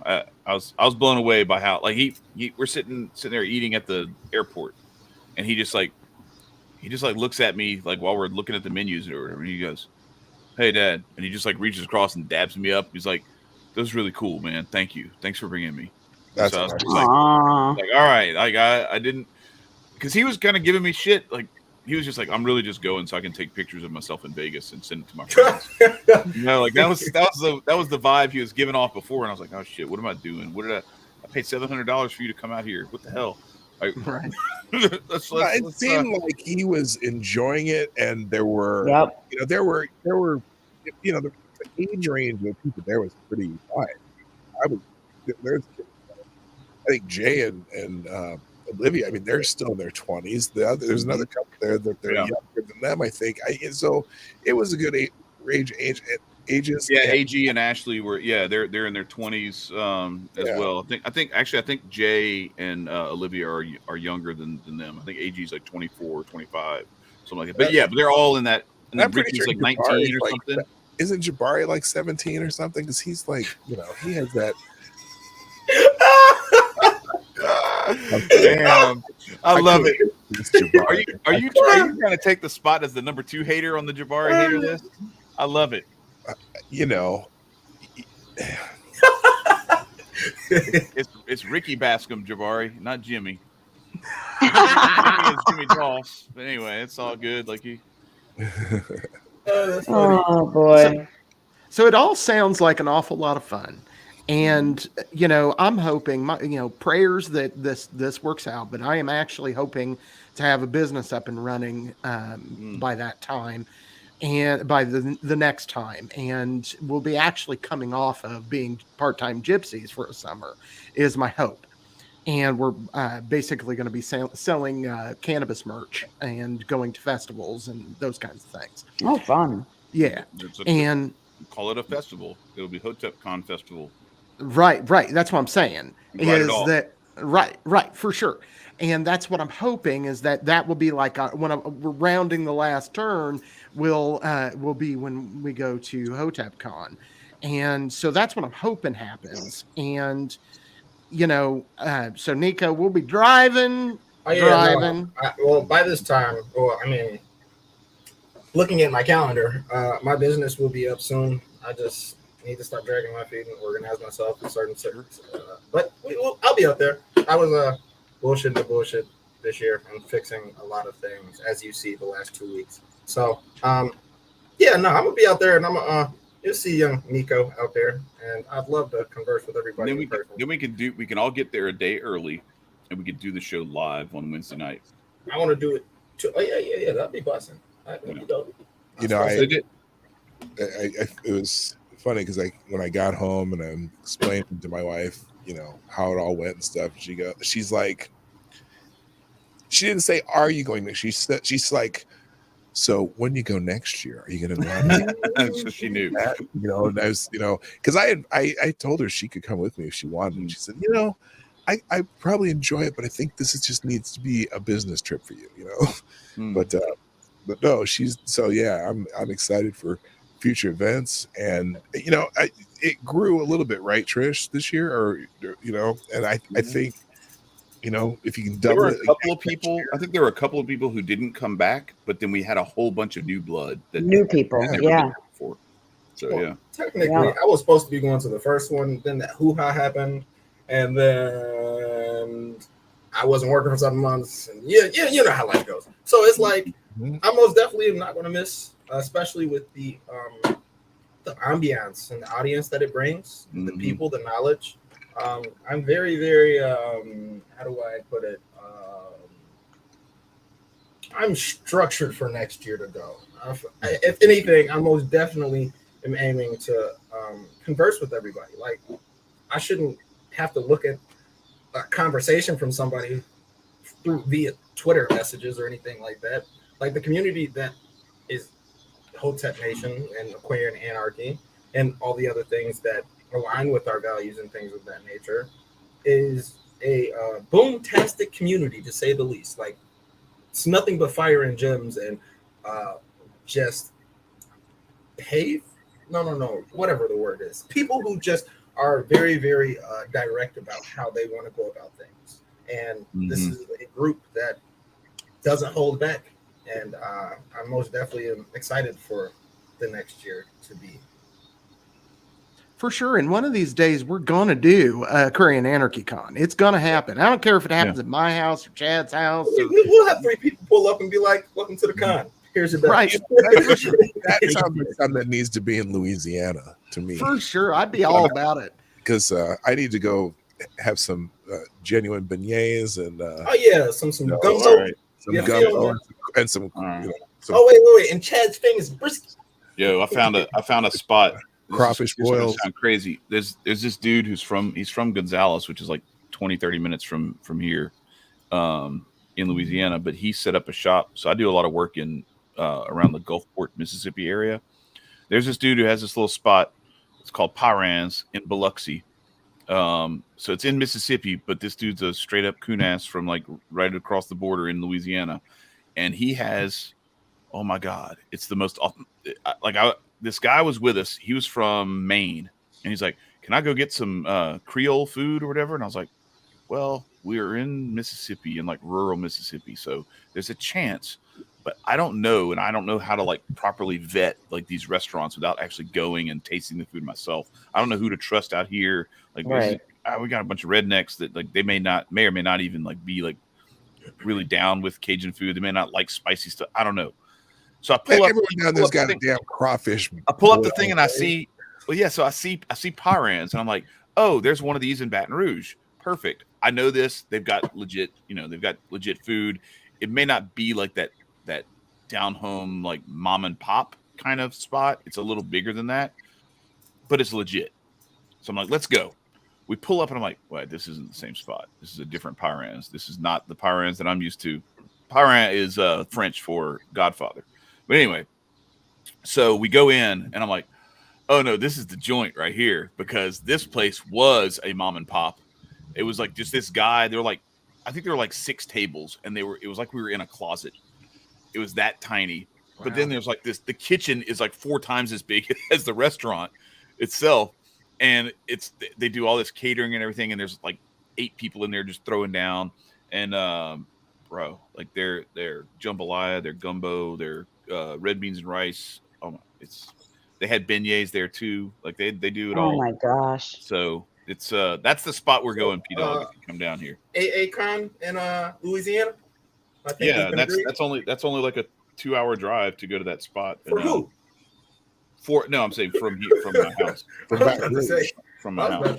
From Baton Rouge. So if we had it down here, we could go over there pretty easily. So. Yeah, I'm all for it. The last time I was, my ass went to New Orleans and wasn't able to do a bunch of voodoo shit. And come on, y'all, if two of you don't know, voodoo is my life. I love voodoo. And so for me to be, when we were there for the Libertarian National Convention a few years ago, I didn't get to do that. I mean, we went to a couple places. I talked to some cool people, but not like we wanted to. And so I am definitely wanting to get back down to Louisiana. Amber, which is my wife, she wants to get back down to Louisiana. So that will happen at some time. Chad's pretty much the only person that other than Amber that really competes for Chad being my best friend is Michael, and who's the guy who does our IT. And Nicco's right behind Michael and Chad. So the bottom line is that shit's gotta happen. We got to get all of us together, man. Big time. I'm here for it. Yeah. So guys, I look forward to that. And Hotep Con next year for sure. And I don't know, I may bring the whole family. Who knows? I gotta start saving some money. I gotta start talking to Hotep Jesus and Brody about some family discounts or something. Because holy shit, 5 people, that's gonna be expensive. But yeah, for sure. I don't know. I might do it anyway. The experience is necessary. Start side hustling. I'll start selling crack or something on the side. I'm just. So that's the one thing that might be a little trouble coming down to Chad's house. If I'm on the road, dude, I'm smoking. Watch out for Chad's goddamn teeth. I would be the worst. I would be the worst possible drug dealer. I have no idea. I've never done any of it. I don't know where to get it or how to know if I'm getting robbed or not. I'd be terrible. So I'm gonna have to do something more up and up. Sure. I want to thank both we've already thanked I want to thank you guys for coming on and sharing your experiences. I really want to get to Hotep Con. I wanted really bad to make it this year, and just circumstances didn't allow for it. But I'm working on getting myself completely self-reliant, and that needs to be my number one goal. But I do want to, this community matters to me. And I can't even tell you really why this community matters to me, because there are so many reasons that it is. And one of the things that, people say, well, in the Hotep's a bunch of black guys. I mean, no, but even if it was, I like black people. I'm cool with that. Oh, and wait, I would like to point out, being black, and it doesn't really matter. Everybody who showed up on the screen that went to Hotep Con was white. So I'm like, yeah, it don't matter about your ethnicity. I mean, granted, yes, not everybody. There was a lot more black people, but like the people who showed up, there's a lot more ethnicity to the group than it just being a whole bunch of black people saying Hotep, Grand Rising, brother. What's the mathematics? Like, it's not all that. It's not that. You grow. The community is a melting pot that has a directive. That's it. That's all. Well, I just look white. I'm black. Okay. We're all black. I made a mistake. I called you. Did. Yeah, I called you the Nigerian nightmare the other day when we were leaving the hotel. You should be the Nigerian daydream. That's a more appropriate to touch it. But I don't want. See, even that was like borderline pause worthy. So I'm just going to stop right there and not go any further because that's like that ain't what I mean either. But no, it's a very diverse community, but like diverse in a way that we don't hear like diversity talked about. Like it's you even have like different philosophies on things where like we had people that we were getting into some debates, but it was always with this like we know we're in it for the right reasons, and the debates are more about like, okay, let's clarify, let's understand each other better, let's try to figure out, okay, like so this is how I see this. Why I don't understand why you see it this other way, and there's always this with that one little exception that we won't talk about. It's always been like this mutual respect thing that we're like we all know it's all love, it's all family, and we're pointing at the same goal. We just have different approaches of how to get there, but we have all these. The biggest diversity that I see is not necessarily just about like all those tropes that people throw around, but it's the skill sets that I see. There's so many different people that do so many different things and do them well that I really feel like if it came down to it and we had to start, our own little version of Wakanda or whatever you want to call it, tomorrow, I think we'd be all right. I think we'd be all right with the group of people who were there and the group of people who couldn't make it but who are part of the family.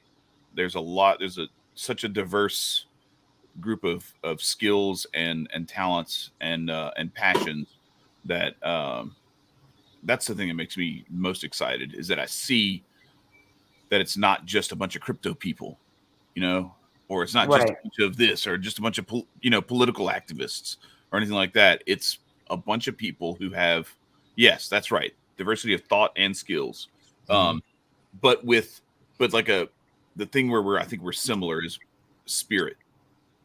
Like we come at it with this spirit of like love and compassion and wanting to do the right thing for a community. So I wanted to thank you guys for coming, and I look forward. And Trisha, you'd be welcome as well if you wanted to come on and just do a show with you. I'd be good with that. But P-Dog Night for sure. I want to have you back on, and I want to dive into your radio show or your YouTube show and talk about what you talk about and get into the depths of shit.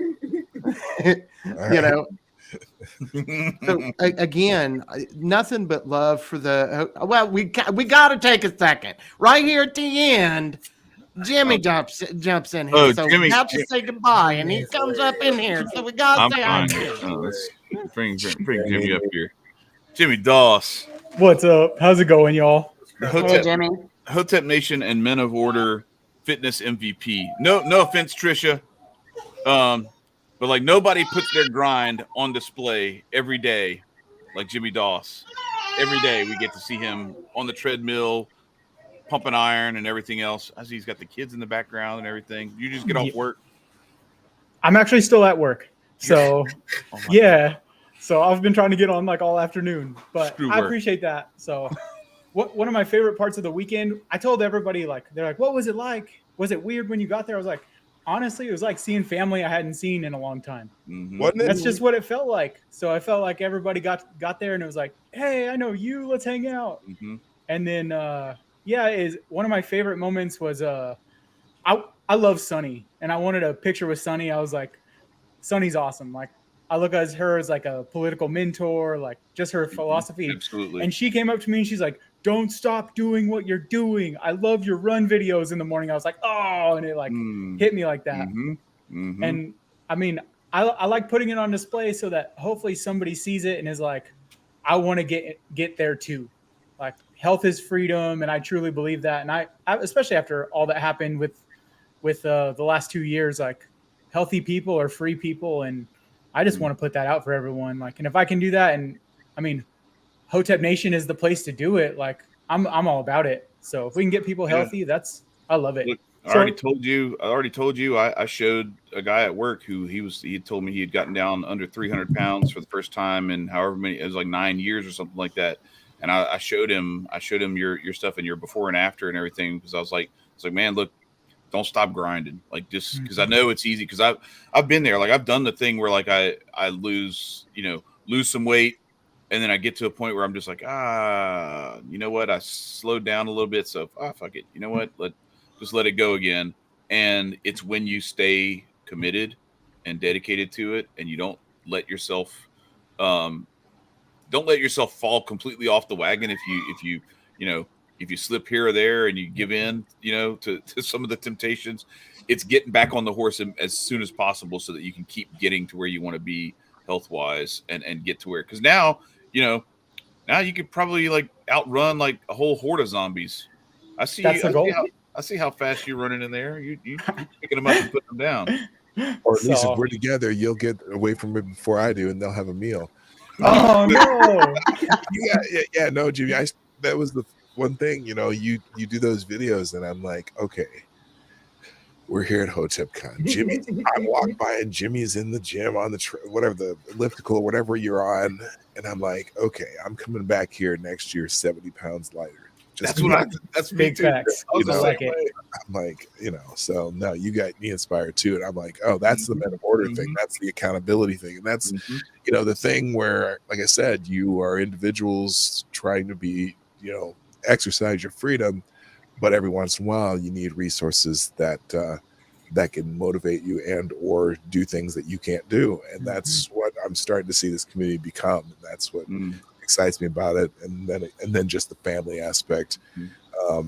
Like you said, Jimmy, walked in the door, saw Chad. It was like seeing an old friend that I hadn't seen in years, and it was just like, oh yeah, this is this is family right here.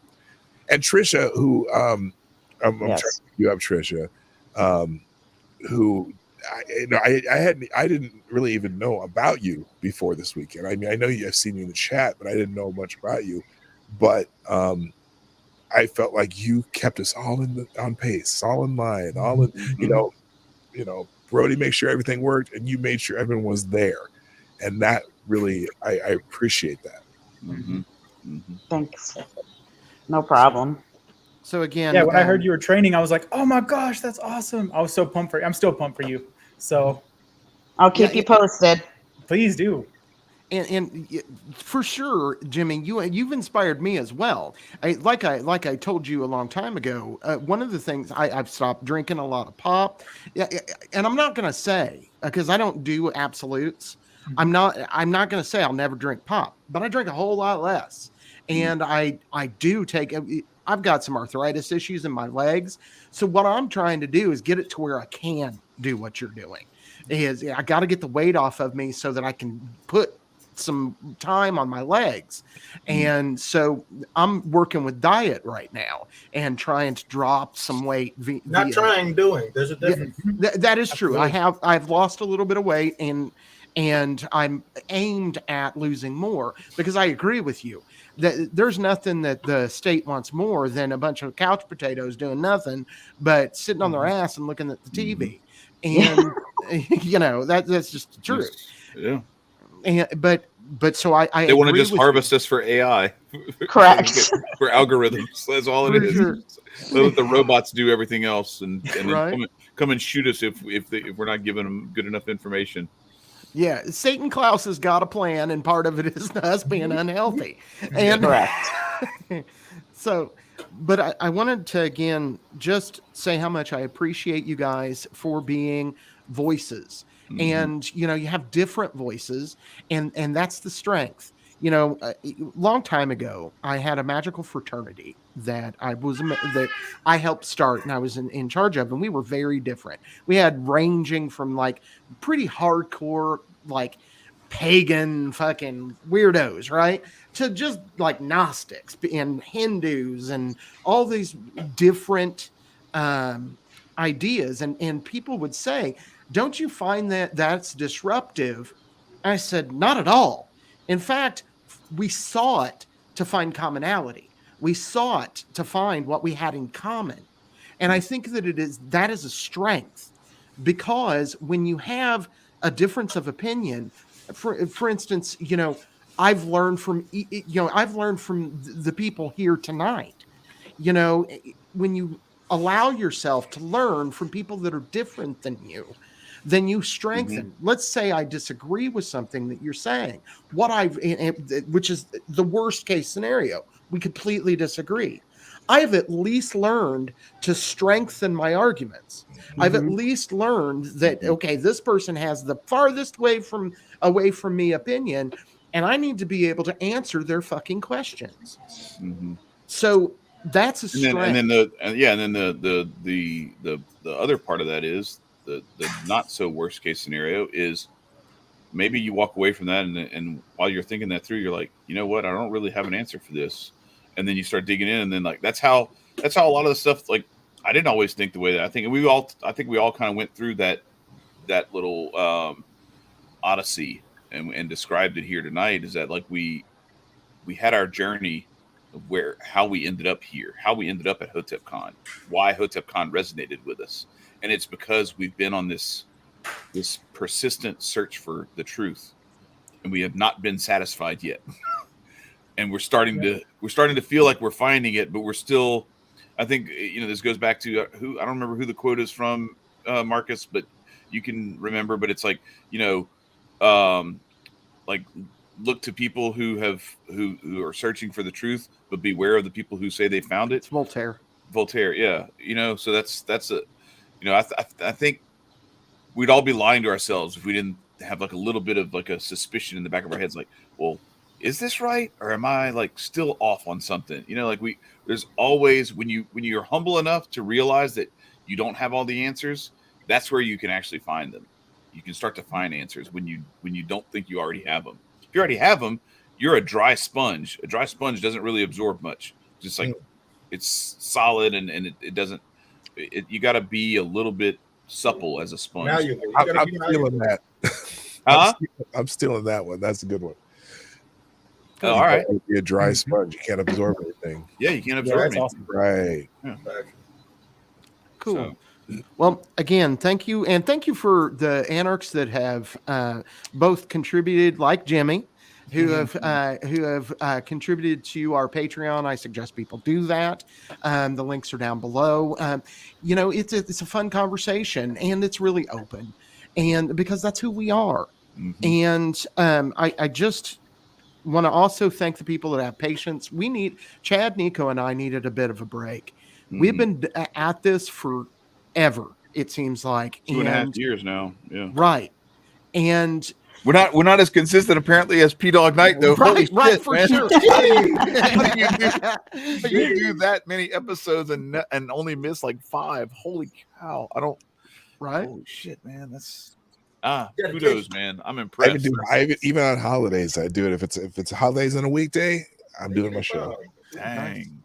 That's dedication right there. I love it, though. Sure. That's it's like my boy Jimmy in the gym. Come on now. Yeah, that's right. Hey, look, I'm on it. I'm gonna be a different man when y'all see me next year. So be ready for it. We're different men every second the time counts. You know what I mean, Nicco. Damn, bro. Okay. Well, you ready to get this thing over? Yeah, we can go ahead and head to the hills. Yeah. Well, again, everyone, Appreciate you for y'all watching. very much. Yeah. Thank you guys for coming on, and everybody, stay free. Peace, y'all. Thanks for having us.